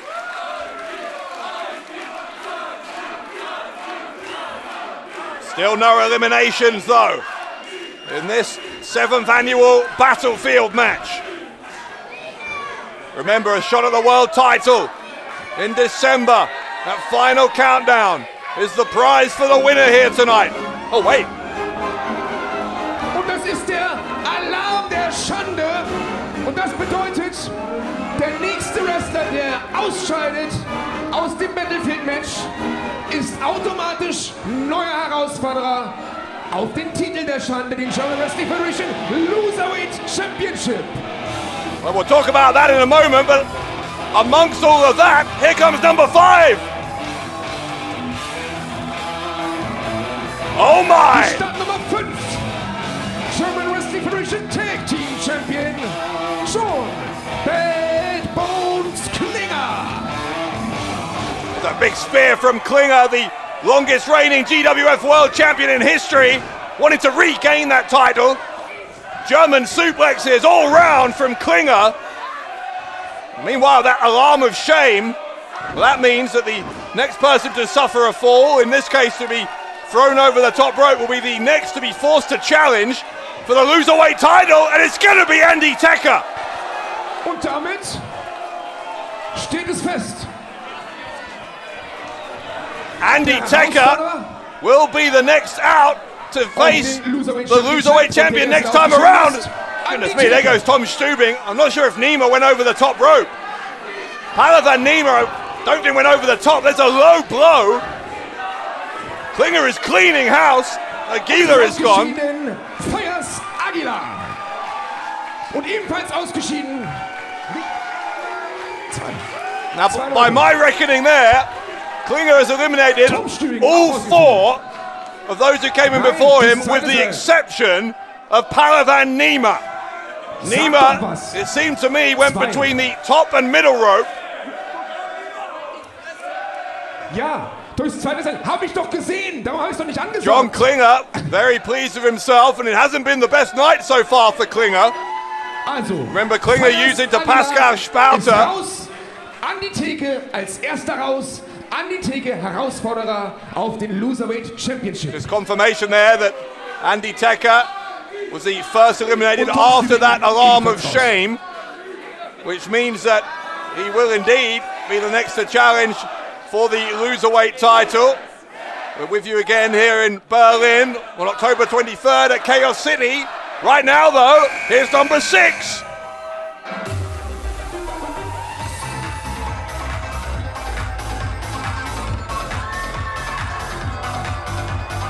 Die Startnummer 6 mit seinem Debüt heute Abend direkt aus der GWF Training School, Brian Sturm. Ryan Sturm from the GWF training school in at the deep end here against John Klinger. Huge chop across the chest and immediately Sturm dispatched. Und da ist auch schon wieder ausgeschieden, Brian Sturm. Wow. Thanks for coming. Have a nice trip home. That's the message from John Klinger. And the bigger message is you see him indicating, he gestures around his waist there. He wants that world title that he believes is rightfully his to be returned to him. If he can keep up this form and win this match, he may well get the chance to have it returned to him in December.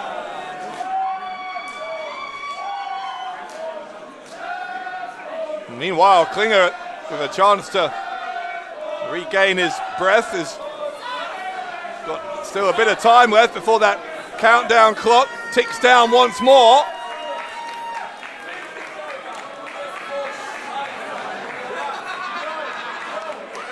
Klinger is inviting a member of the crowd to get in the meantime, keep him warmed up. That gentleman quite wisely refusing, but in any case, Klinger needs to turn his attention back to the stage because another entrant is on the way.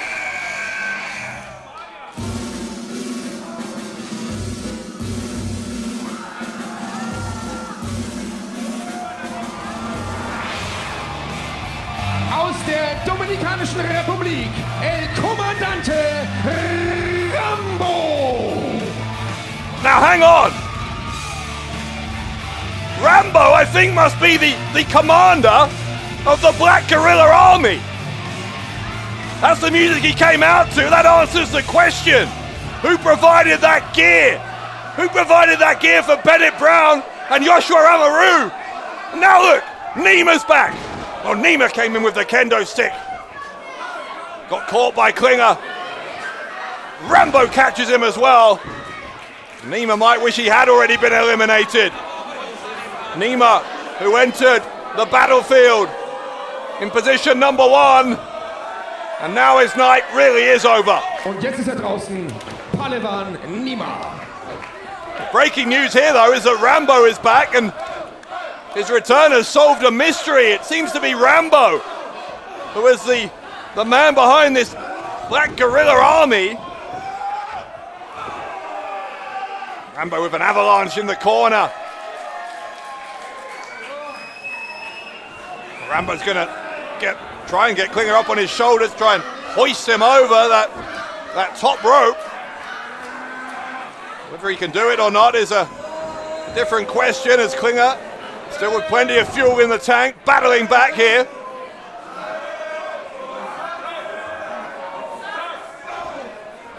Klinger now and Rambo going toe-to-toe. What a return this is for Rambo in the Battlefield match. Rambo with a suplex on Klinger, drops him down. Rambo looking good here, but he has got an early entrance. He's in the first 10. Startnummer 8 auf den Weg zum Ringen. 10, 9, 8, 7. And the entrants keep coming. 5, 4, 3, 2, 1 Sekunde. Who's next? Die zweite Hälfte der amtierenden German Wrestling Federation Tag Team Champions, Tarkan Aslan. This could not have gone any better. It could not have gone any better for John Klinger. His co-tag team champion, fellow Blutsbruder member Tarkan Aslan. And now the tag team champs can double team Rambo 2-on-1.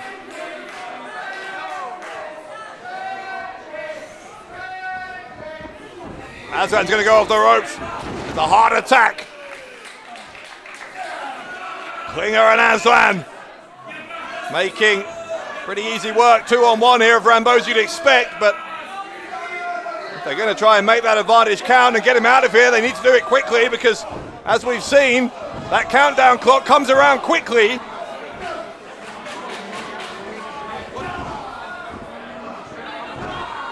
Aslan holding Rambo in place. Double back elbows there from the World Tag Team Champions on Rambo. The apparent leader of the Black Guerrilla Army has just been revealed.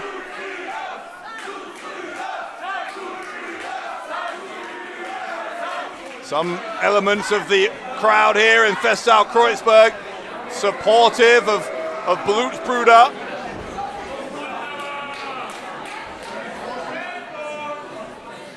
Rambo needs reinforcements, he needs them quickly, and we know that both Bennett Brown and Yoshua Amaru are entered into this Battlefield match.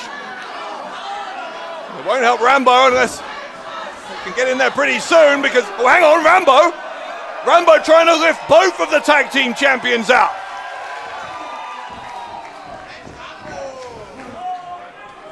Klinger and Aslan, despite their best efforts, unable to dispatch Rambo. El Comandante back here in GWF. And here is that countdown clock.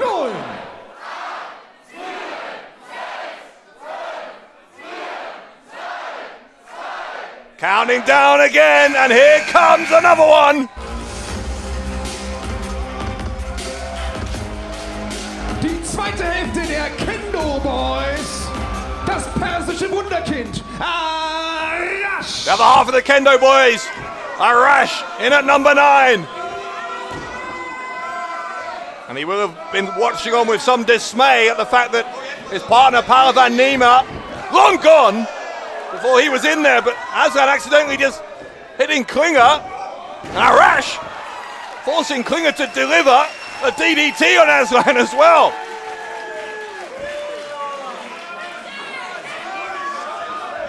Arash has been mighty impressive. What an impact he's made in just a few seconds in this year's Battlefield.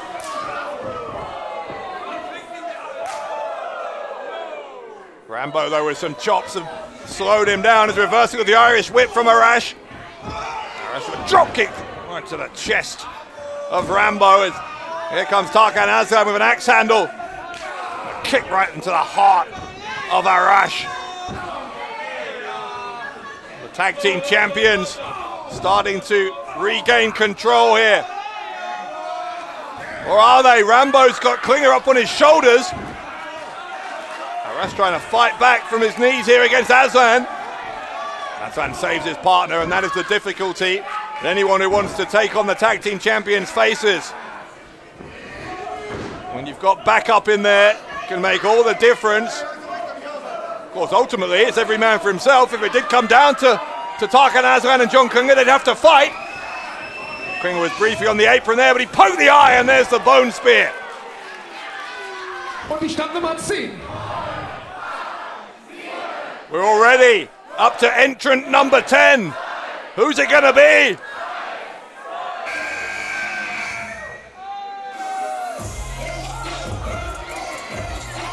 Von der Black Guerrilla Army, Bennett Brown. Well, there are the reinforcements that Rambo needed. Bennett Brown, apparently part of his Black Guerrilla Army.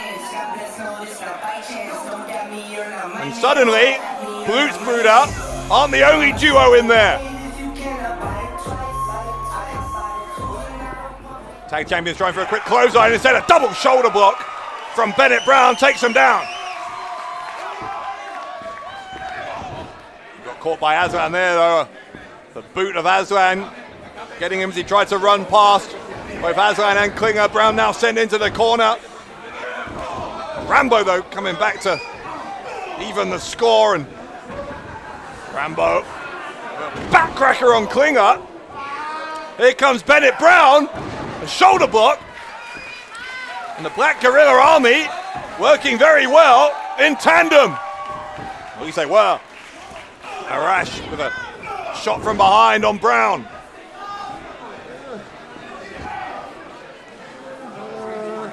An uppercut from Bennett Brown to Arash. Meanwhile, in the corner,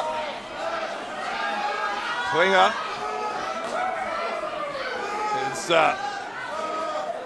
holding on there to, or rather Rambo, excuse me, holding on to Tarkan Aslan on the top, trying to force him over the top. And it's Klinger who comes to Aslan's rescue, just as Aslan did for him. 7, 6, 5, 4. Number 11 on their way. Big double clothesline from Rambo. Uh-oh. Der Blutsbruder.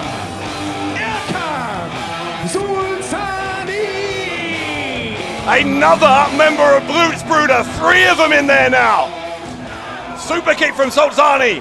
And another one. And another. Erkan Solzani was the winner of the first ever Battlefield match back in 2016.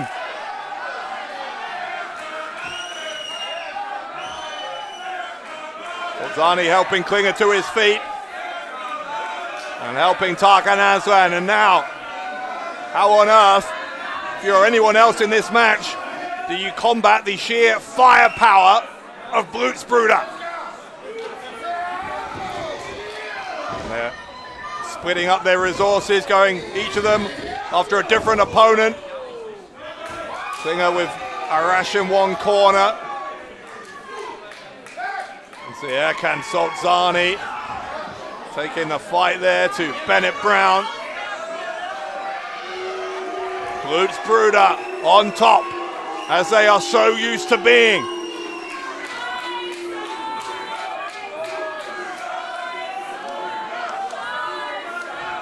Klinger going to direct traffic here. He's opted to go after Rambo in one corner. Bennett Brown, though, is fighting back against Solzani. Solzani, though, swings him round into the corner.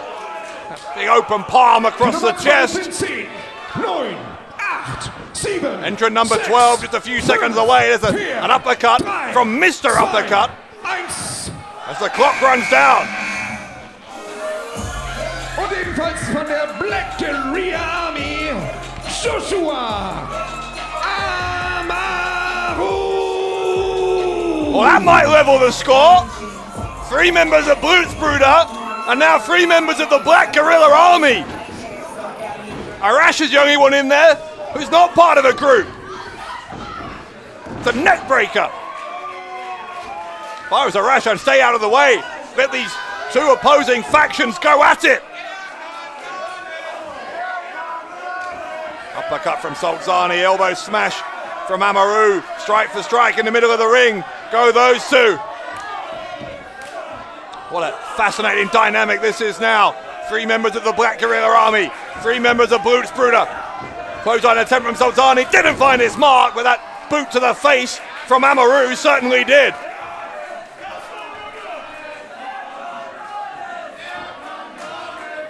Meanwhile, Tarkan Aslan trying to put Arash to sleep.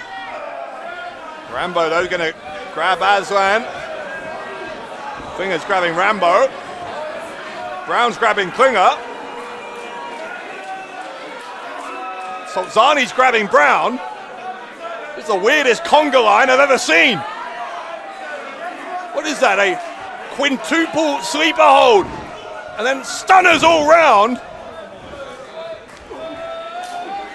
Amaru and Erkan Solzani, pretty much the only ones who weren't overly affected by that in the end, because they were at the back of the line. Solzani, though, might go over the top to the outside.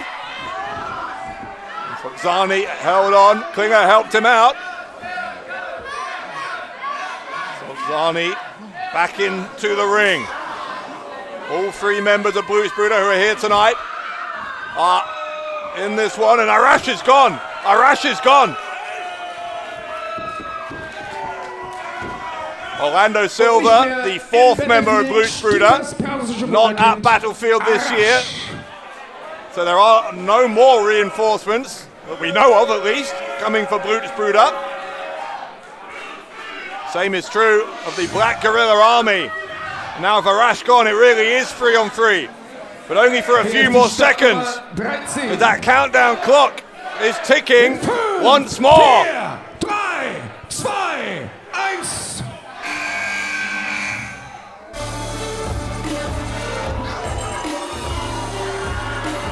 The future of Catch in Begleitung von Ibo Latino, Tim Stübing. Future of Catch and quite possibly the future Berlin champion, Tim Stübing, has already had a very successful night. Imagine if he could not only become the #1 contender for the Berlin title, but earn himself a guaranteed shot at the world title as well.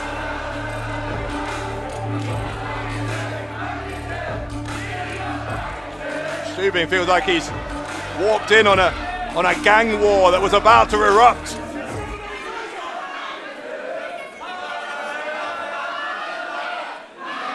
This stare down that was going on between Blutsbruder and the Black Guerrilla Army on pause. They were all looking at Stübing. Stübing rolling into the ring, and here we go. All of Blutsbruder putting the boots in here on Stübing.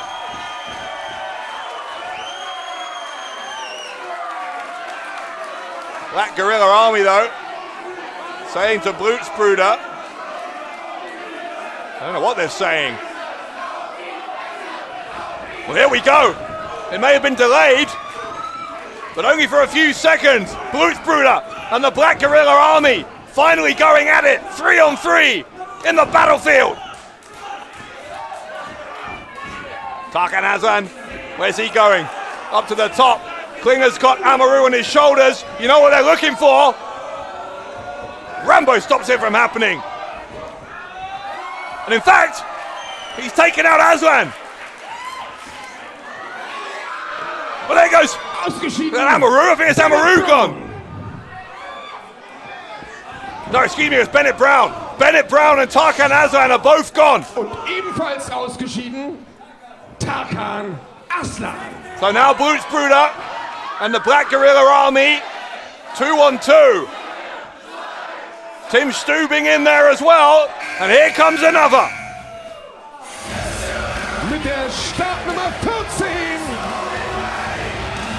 the X-Men, Axel Tischer. The X-Man cometh number 14 this year, the winner of last year's Battlefield match.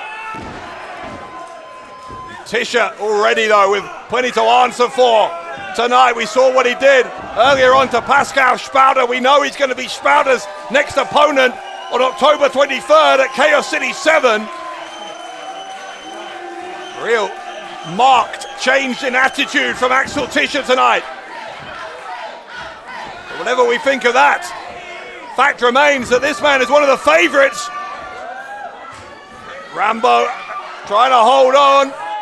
Got thrown over the top rope. Tischer trying to relinquish his grip. Rambo's got Tischer by the head. Tischer nearly in trouble. What a turn in fortunes that would have been for Axel Tischer. Winner last year, he could have been eliminated, and he still might be. In just a few seconds, he gets clotheslined back into the ring. And Rambo with momentum comes back in as well. Meanwhile, Erkan Solzani taking the fight to Tim Stübing. The clock is ticking down again, and we are getting to the halfway mark in terms of entrance.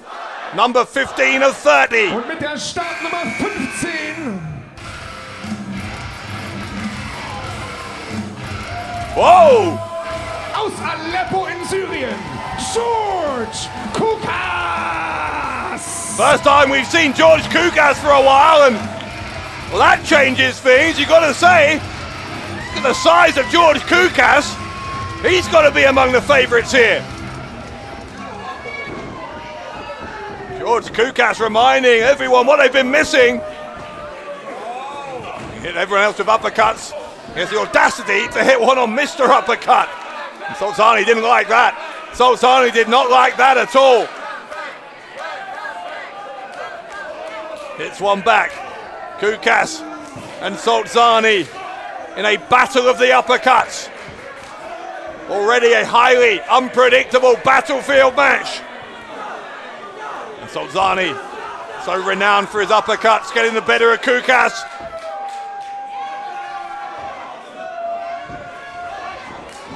Solzani going to the ropes. Gets caught up and then choked down with a single hand. Elevated choke slam from Kukas. Klinger now coming to the aid of his Blutsbruder brethren. Klinger and Kukas doing battle, and it looks like Kukas is trying to get Klinger over that top if he can. Tisha having a go at getting Rambo out once more. Well, Klinger's on the apron. Clock is ticking again. Klinger's got back in. This ring is filling up. Who's number 16? Und die Startnummer 16, Crazy Mike Chair. One of the founding members of the GWF, Crazy Mike Chair. Mike Chair has won it all here in the German Wrestling Federation. Chair knows Rambo very, very well. Plenty of history between those two. Chops him in the chest and then goes after Amaru. Chair had a hand in the training of Joshua Amaru at the GWF training school. Chair being attacked on two fronts here by Tisha and Kukas. Right hand finally takes down Tisha.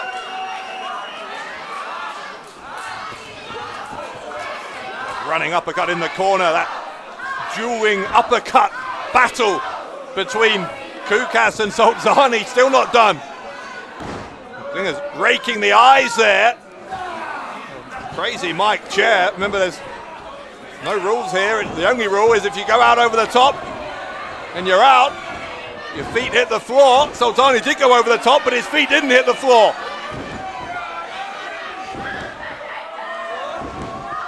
Tim Stübing is over the top as well, but only on the apron. Solzani has crawled back in, so he's safe for now. Stübing still very much on the wrong side of the rope, but he now gets back in as well. Clock ticking once more. Here we go. Mit der Startnummer 17, Boris Payne. Boris Payne. The big man, number 17.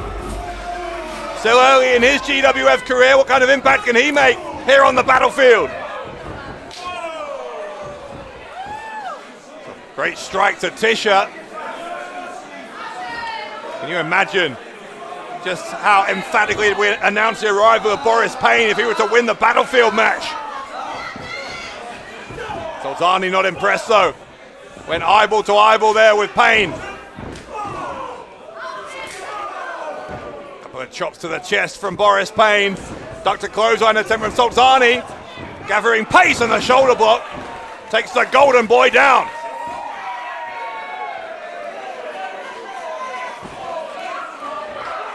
Payne though has been picked up by Rambo. Lifted over the top. Got his left leg. Trying to keep him in. He's on the apron if Rambo can send him the rest of the way down to the floor. And Boris Payne's entrance in this Battlefield match will be a short one. Tisha's trying to eliminate Amaru. Tim Stübing getting involved there as well. Mike Chair on the apron, he's getting back into the ring. Startnummer 18 auf dem Weg zum Ring in 10 Sekunden. 9, 8, and once more, 6, the clock 5, keeps ticking. 4, 3, Who will be next to join the battlefield?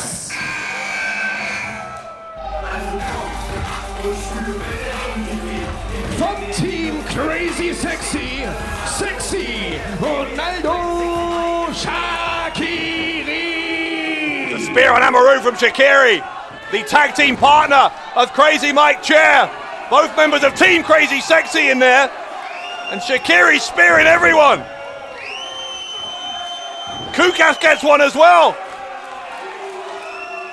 Now Rambo and Klinger trying to slow down the momentum of Ronaldo Shaqiri.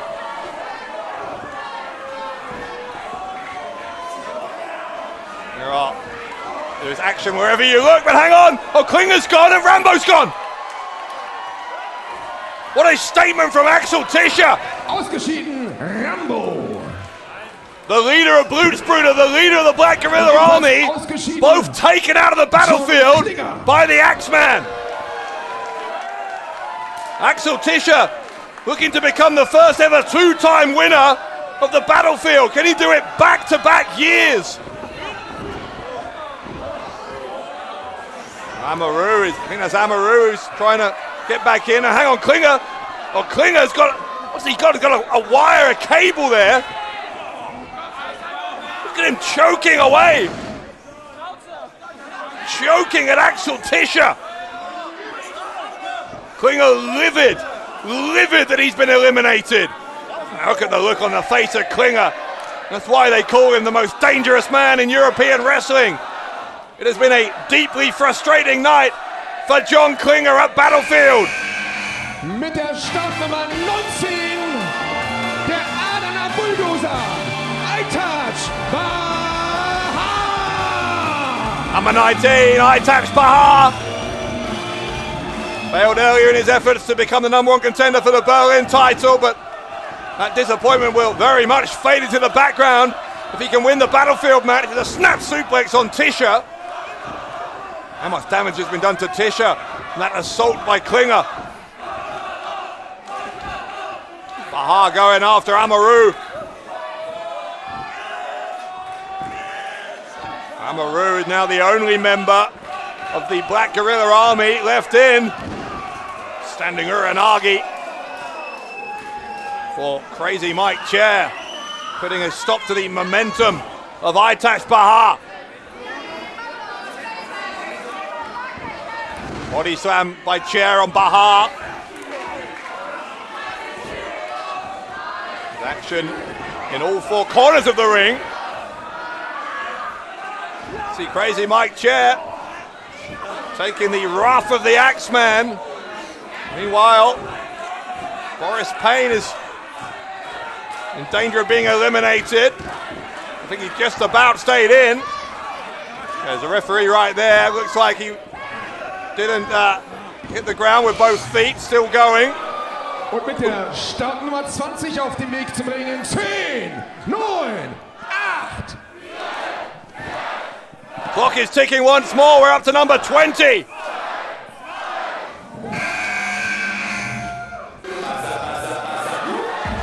Senza Volto. He was the winner of the 2020 Battlefield match. Wait, hang on. Und mittlerweile ausgeschieden, Joshua Amaru. You know, Amaru was eliminated in amongst that, but that's not Senza Volto. We've seen this man before. That is the fake Senza Volto. You can see it clearly. The man who cost Senza Volto his chance against Toni Harting a few months ago. Mike Chair's realised it. Now Ronaldo Shaqiri as well. Yeah, you can hear the crowd chanting, "We want Senza." They know that man in the Senza Volto mask is a fraud. And a vicious fraud as well. He's caused some damage to Senza Volto's short-term career prospects by costing him that match against Toni Harting earlier this year. Payne was just sent into Stübing in the corner. Bei den Final 10, es fehlen noch 10 Teilnehmer. Dann sind wir vollständig. Clock ticking once more. 6, 5, 4. Number 21 of 30 about to join us. Mit der Startnummer 21. Now wait. Noch einmal. Senza Volto. Now that to me looks like the real Senza Volto, the French sensation. And this man did win the Battlefield match 2 years ago. The handspring cutter on the man who won it last year. Volto ducking a double clothesline attempt by Payne, and Kukas takes them both down. He springs back into the ring. Volto, soon enough, I think. I was going to say he's going to see that fake Senza Volto, but instead he sees Solzani and super kicks him. Well, now look. I don't know if this is the smartest move on the part of that phony Senza Volto. They're exchanging chops. We know nothing really about this fake Senza Volto. Don't know where he came from. He's got a hold of the mask of Volto, but Volto rips the mask off of that fraud. So much for being a fake Senza Volto. And in fact, the clothesline, so much for being in the battlefield. Also, ich weiß nicht, wer da jetzt ausgeschieden ist, aber Senza Volto ist es nicht. The fake Senza Volto eliminated by the real Senza Volto. A sense of poetic justice there. Und die Nummer 22 in 10. Clock ticking once more. 8, 7, 6. Number 22 on the way. Tim Stübing could be out, no. Kukas nearly got Stübing out, but he got back in. Aus Berlin, Pascal Spalter. Great draw for Pascal Spalter, but how much has he got left after taking on John Klinger earlier? He defeated Klinger, and as a result, we know if he beats Axel Tischer next month at Chaos City, then he'll get a shot at the world title. But by the way, Tischer's still in the match, and Crazy Mike Chair isn't.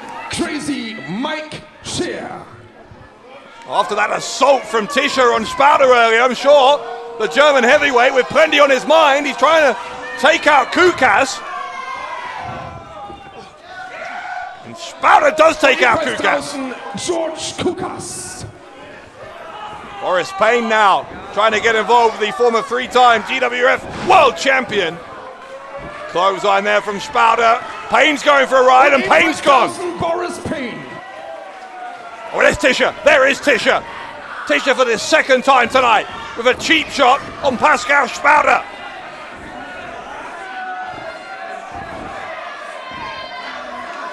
Tischer choking at the throat of Pascal Spalter.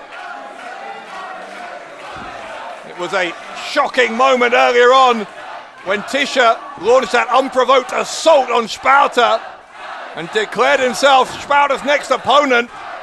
We're getting a preview of next month at Chaos City. Here we go, Spalter and Tischer. Und die Nummer 23 in 10, 9, 8, 7, 6, 5. And meanwhile, someone else about to join us. Who's it going to be this time? Aus dem Erzgebirge, Nick Schreier! What an opportunity this is for young Nick Schreier. Axel Tischer came straight after him, but Schreier got in the ring anyway.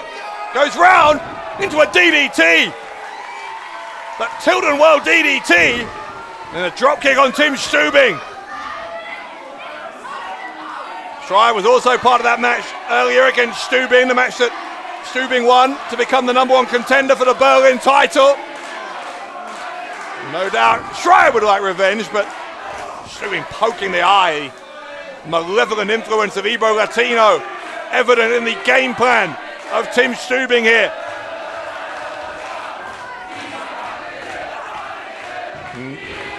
Schreier was almost thrown out by Stübing. He held on, he's still on the apron.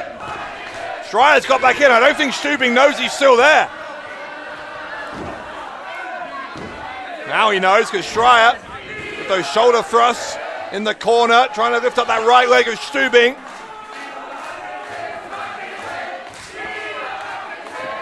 And these two youngsters really going hard at it here in the battlefield.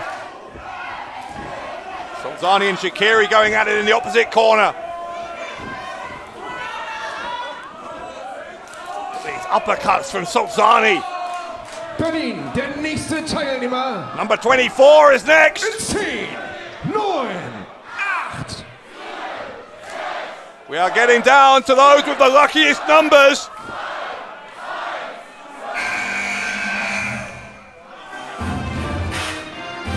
The Sultan of Wrestling, Jim Capel. Jem Kaplan, the Sultan of Wrestling. Interesting that he's out here with Ali Aslan. Of course, losing those tag team titles that he was holding alongside Aytac Bahar last month. Bahar never keen on having Aslan as part of the group. Kaplan, this could be his moment, you know. As well as a former tag team champion, former Berlin champion, but Jem Kaplan would love nothing more than a shot at the GWF World title. That final countdown in December, that's what's up for grabs here, and Kaplan with a great shot at it, entering at number 24. Solzani though, going after Kaplan. These two have had many, many wars in these past few years. No interaction at all yet between Kaplan and Bahar, who again were champions until very recently. Axel Tischer is punishing Nick Schreier. It's Pascal Spalter who's got Aytac Bahar's attention in one of the corners. Schreier fighting back against Tischer. Meanwhile, Ronaldo Shaqiri getting the upper hand against Tim Stübing. Bahar could be in trouble. Aytac Bahar clinging on for dear life. He went over the top rope. If he drops from the apron to the floor, then that's another elimination for Pascal Spalter. But no, Aytac got back in. Bahar got back in. Nummer 25. In 10, 9. Jem Kaplan and Erkan Solzani still going at it. Senza Volto getting involved as well as we await the arrival of number 25. Aus England, the ambassador of British wrestling, Mr. Doug Williams. The ambassador indeed, Doug Williams. Britain's representative here in the battlefield. One of the most successful wrestlers of his generation to come from anywhere in Europe. Oh wait, Senza Volto gone. Did Volto just get eliminated? I think Senza Volto just went.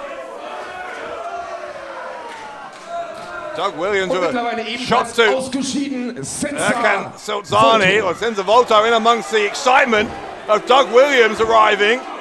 Has been eliminated, and the Berlin fans don't like that one bit. Spalter and Tischer continuing to go at it tooth and nail. Ronaldo Shaqiri sends out Stübing. Und ausgeschieden, Tim Stübing. And that's a popular verdict. Tim Stübing's out of here.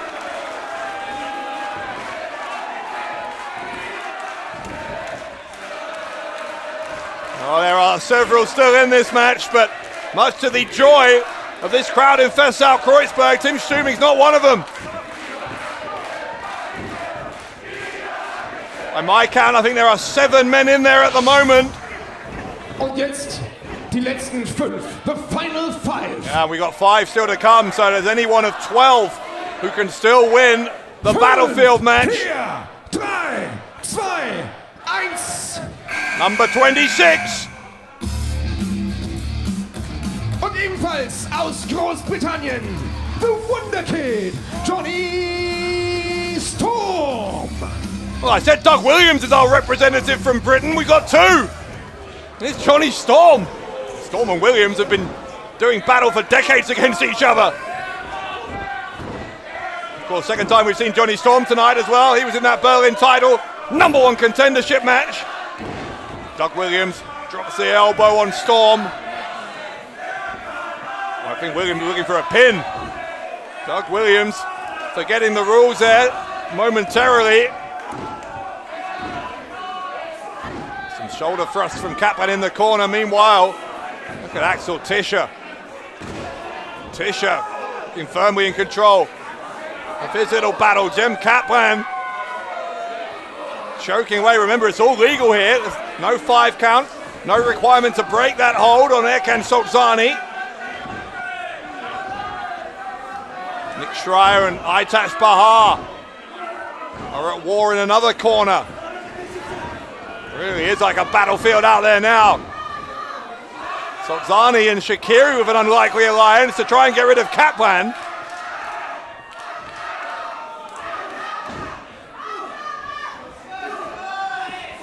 Axel Tischer now looking for his next victim. Well, Doug Williams in trouble. Williams with one boot down, but the other one kept off the floor. Those veteran instincts from Williams keeping him in it, and now clock ticks down again.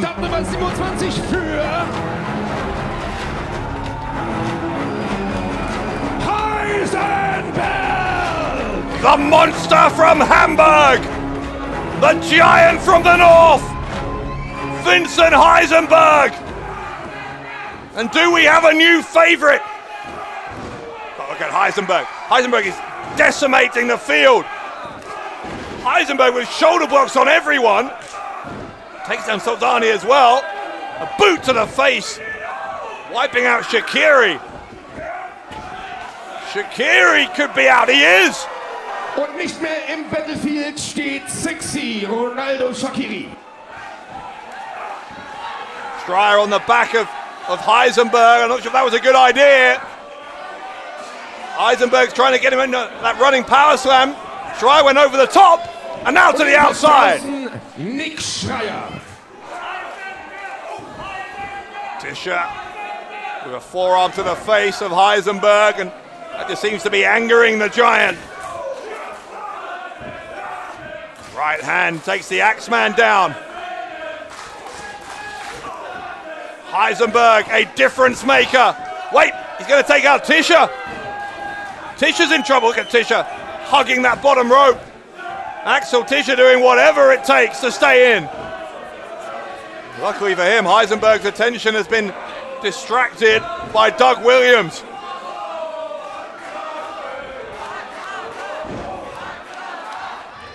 Clip to the back of the knee of Heisenberg from Tischer. Tischer taking advantage of the fact that Heisenberg took his eye off him. Meanwhile, Jonny Storm tried to take out Spalter. Storm might live to regret that. Jonny Storm. He's held on. He's held on, has he? He's still holding on. The Wonder Kid, tenacious as ever. Uppercut from Tischer on Williams. Und die letzten drei Teilnehmer mit der Startnummer 28 in 10. I think I'm trying to see. 8, 7, 6, 5. So the clock is ticking down. 3, 2, Tischer and Williams still going at it.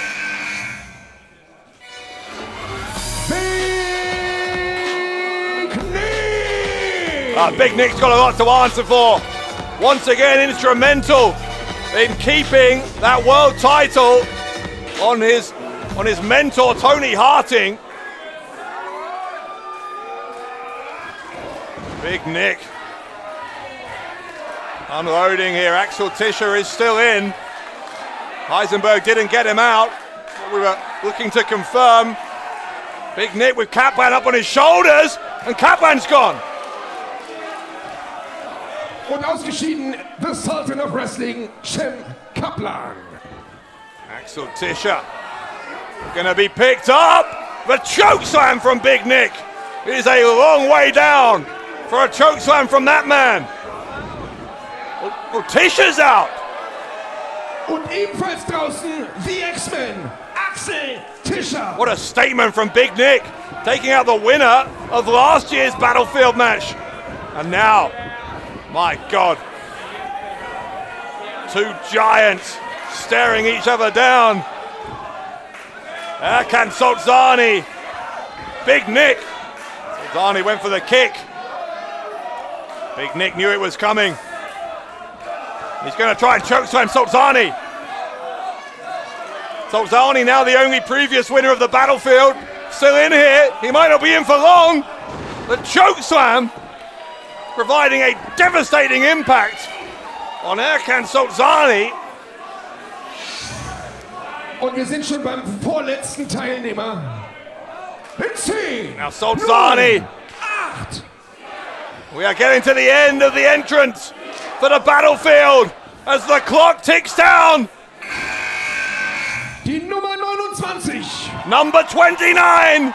This is Colchester.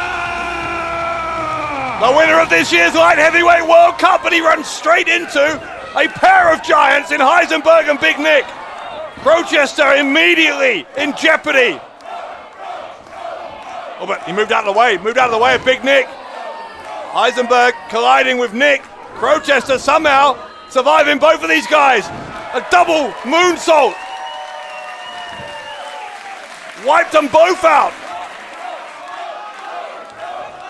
And now this ongoing feud over a debt that is owed between Aytac, Bahar and Colchester.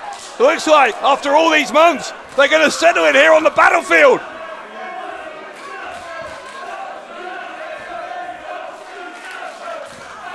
Colchester gaining the upper hand. And Aytac trying to collect his debt that way. Super kick from Colchester. Colchester's going to try and lift Aytac out, and he does. Der Adener Bulldozer, Aytac Bahar. That will only enrage Aytac even more. The Storm is gone. Ebenfalls draußen Wonderkid, Jonny Storm. Storm gets taken up by Colchester as well. There are, 6 in the ring? 1 still to come. Who is going to be number 30? Who has the luckiest draw of all in the 2022 Battlefield match?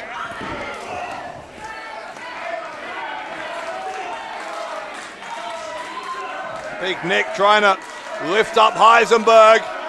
Erkan Solzani has finally tamed Colchester, at least somewhat, got him into a corner.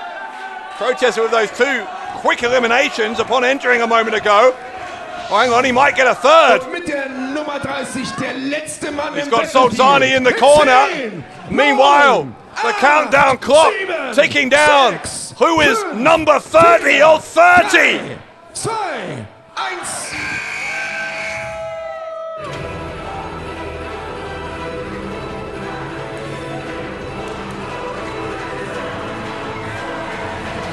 Oh my God! It's Metehan! Metehan is back in the German Wrestling Federation! God, what an ovation for the Babo!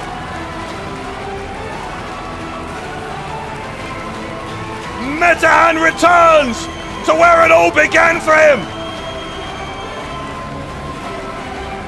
And the action in the ring has stopped dead.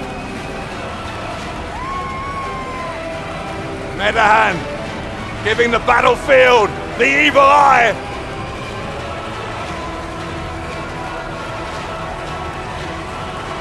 And here he comes. This is wild. Wild to see Metehan back in GWF. Takes down Colchester immediately. Now after Solzani. Again, those 2 have done battle numerous times in a GWF ring.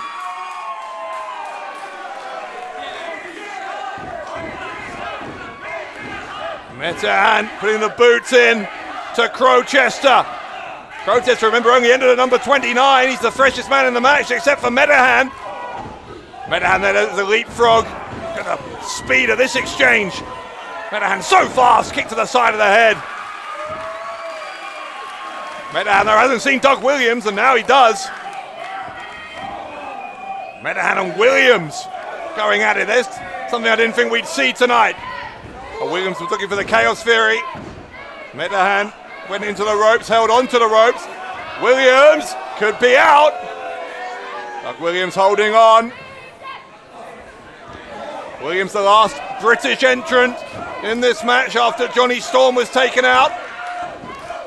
Williams is gone. Ausgeschieden, the ambassador of British Wrestling, Doug Williams. Doug Williams is out of here. We are down to 6. Remember, the winner of this match gets a guaranteed world title shot at Final Countdown in December. Look at this showdown. The Babo against the monster.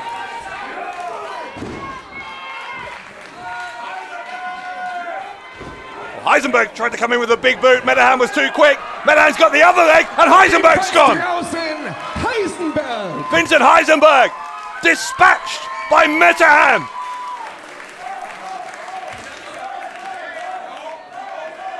From 6 down to 5.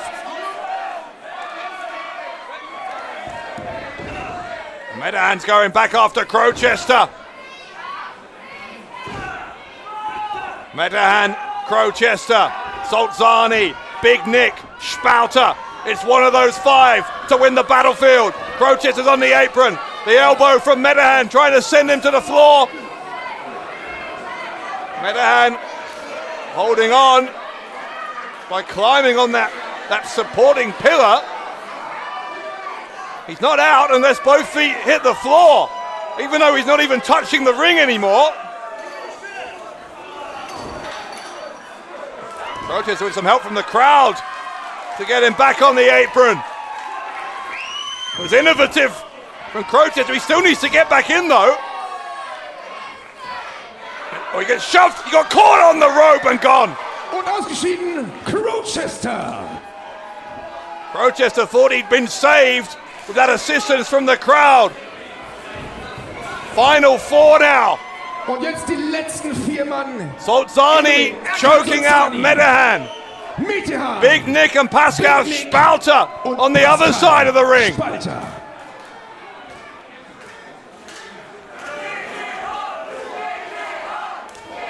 Uppercut from Solzani. How many of those have we seen from him today? Nickname Mr. Uppercut, certainly well earned. He might be on his way out of this one though. Solzani almost taken out by Medahan. Right hand sends Medahan flying back into the ring. Solzani gets back in there. Big Nick charging at Spalter. Spalter's up on the second turnbuckle. Pascal Spalter just tackling Big Nick down to the canvas. Spalter's going to try and send Big Nick out and does. Big Nick. Pascal Spalter. Kann Solzani. Medahan, die letzten 3. 3 men left. Medahan. The Babo returning to GWF, looking to win the battlefield. But Erkan Solzani, the winner in 2016, is still in there. Pascal Spalter, the 3-time world champion, is still in there. Which of these 3 men is going to win the Battlefield 2022? The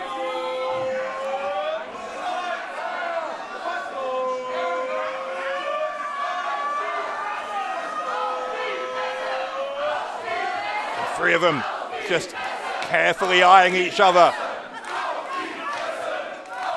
Medahan yelling at Solzani and Spalter.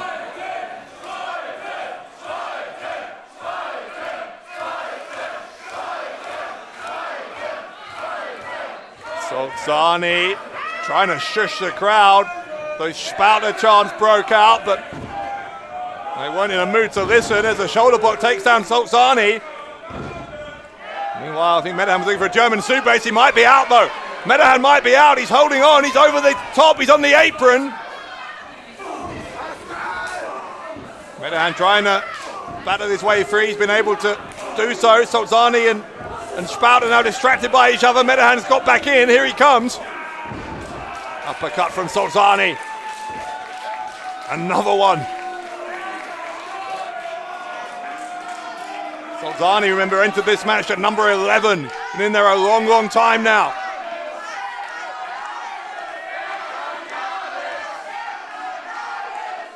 Solzani with his choice of who to focus on. He's chosen Spalter, or maybe he's going to try and focus on both at once. Running from one side of the ring to the other with the uppercuts is Solzani. Medahan and Spalter on jelly legs, courtesy of those uppercuts from the Golden Boy. Double drop kick. Solzani looking the most likely at the moment.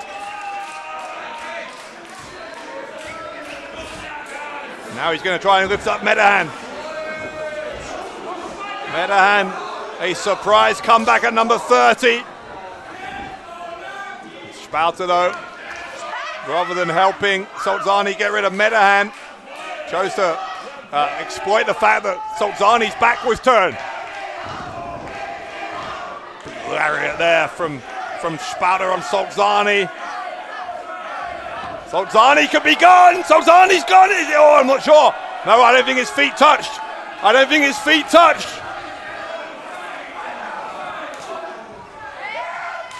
Boot from Spalter to Medahan. Solzani's rolled back in, I think, has he?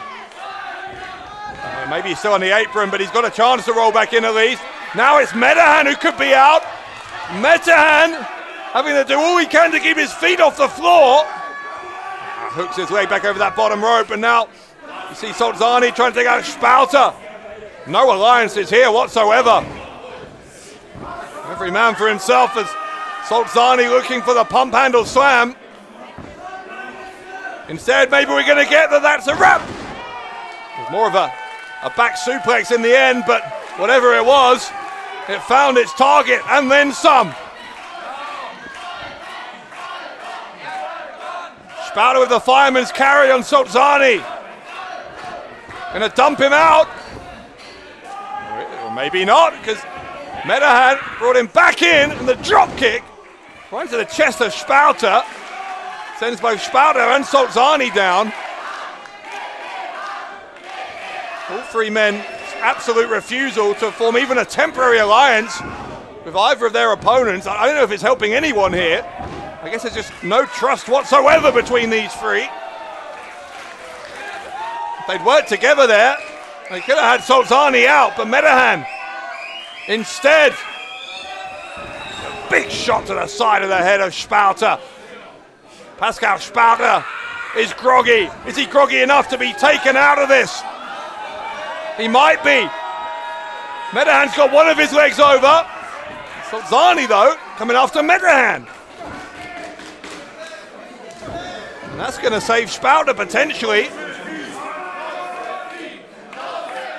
Now Spalter's still on the apron. Spalter's got to be very, very careful. Slaps Medahan and gets himself back in. And we are still no closer to knowing which of these three men is going to win the 2022 Battlefield. The 7th annual installment of this absolutely scintillating 30-person match.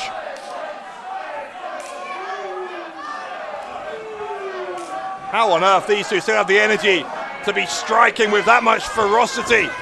Beyond me. Solzani making sure Medahan stays down, but as a result of that, he gave Spalter an opening. Spalter's going to get Solzani on his shoulders once more. Pascal Spalter again with that fireman's carry. Spalter needs to decide where he's going and go there. Medahan's on the, Medahan was on the middle turnbuckle, and hang on, Spalter losing his balance. He's trying to send Spalter over the top, is Medahan. Medahan thinks he's won. I don't think either of the opponents have hit the floor. No, they haven't. Well, there's one leg on the floor for Spalter, I think, but not two. And still, these three men continuing to battle. What an epic final three this has been. Medahan thought he just won the Battlefield match, but it was not to be, not yet at least. Here comes Spalter for more. Pascal Spalter. Response from Solzani in typical fashion with a pair of uppercuts. Now Spalter going into that corner, courtesy of Solzani. Spalter gets the boot up though. Spalter now middle turnbuckle once more. A crossbody crushing the ribs of Solzani. Medahan Comes after Spalter. Spalter was about to eliminate Solzani. This is crazy between these three. And now Medahan's trying to leverage Spalter over the top rope. He's got his arm wrapped around the head, a front face lock. Just trying to use gravity to his advantage. Pull Spalter, the German heavyweight, all the way over the top to the outside. What a kick! Oh, a kick from Solzani. Kick from Solzani on Medahan, and Medahan's gone. Medahan is gone. Pascal Spalter oder Erkan Solzani. Wer bekommt die Chance auf den German Wrestling Federation World Championship by Final Countdown im Dezember? So we are down to 2, and as you just heard, that reminder from Olaf, our ring announcer, one of these two getting a guaranteed world title shot in December at Final Countdown. There's a super kick from Solzani, and a second one. Spalter is reeling.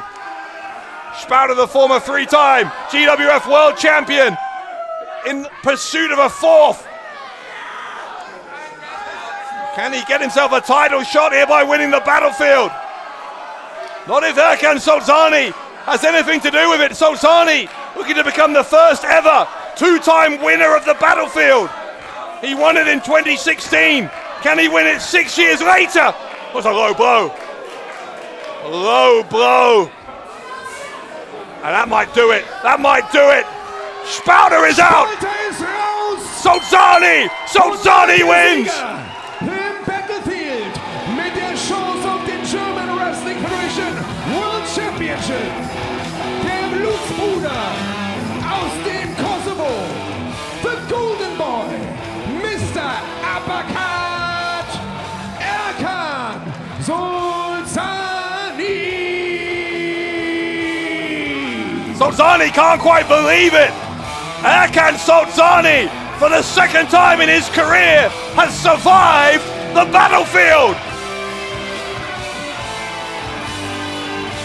Der Sieger im Battlefield mit den Blutsbrüdern Erkan Solzani.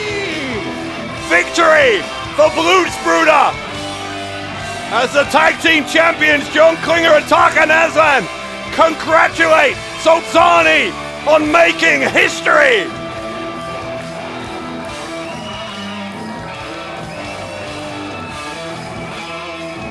What a moment for Erkan Solzani, the Golden Boy, striking gold again.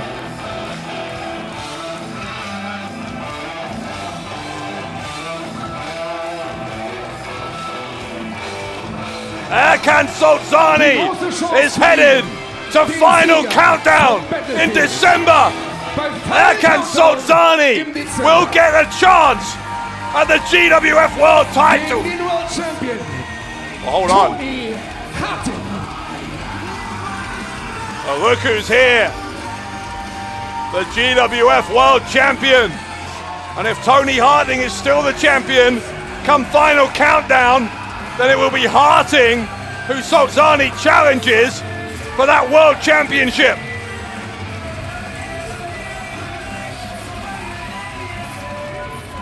It is a championship currently in the jaws of the tiger, but there is a golden boy who is on the hunt.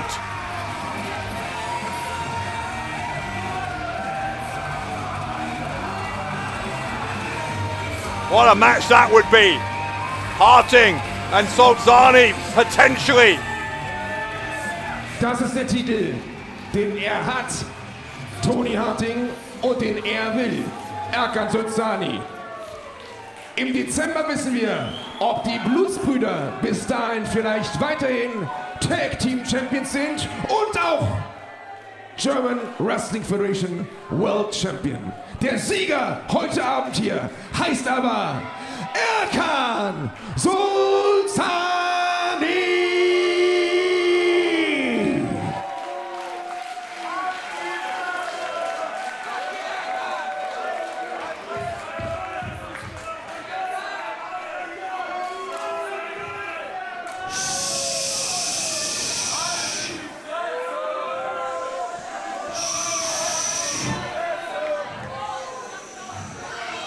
Zum ersten Mal in der Geschichte der German Wrestling Federation gewinnt einer das Battlefield Match zum zweiten Mal.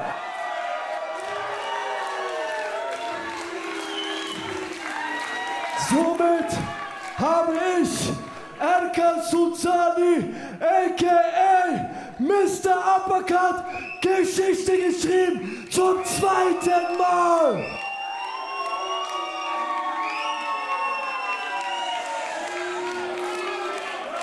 Ruhe in den billigen Plätzen, Alter. Ruhe, Ruhe. Ich wollte nur eins sagen, ja? Hört ganz genau zu.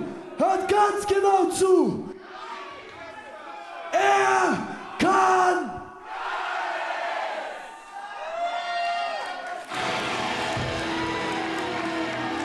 Sultani makes history Auf den German Wrestling from 2016 to 2022.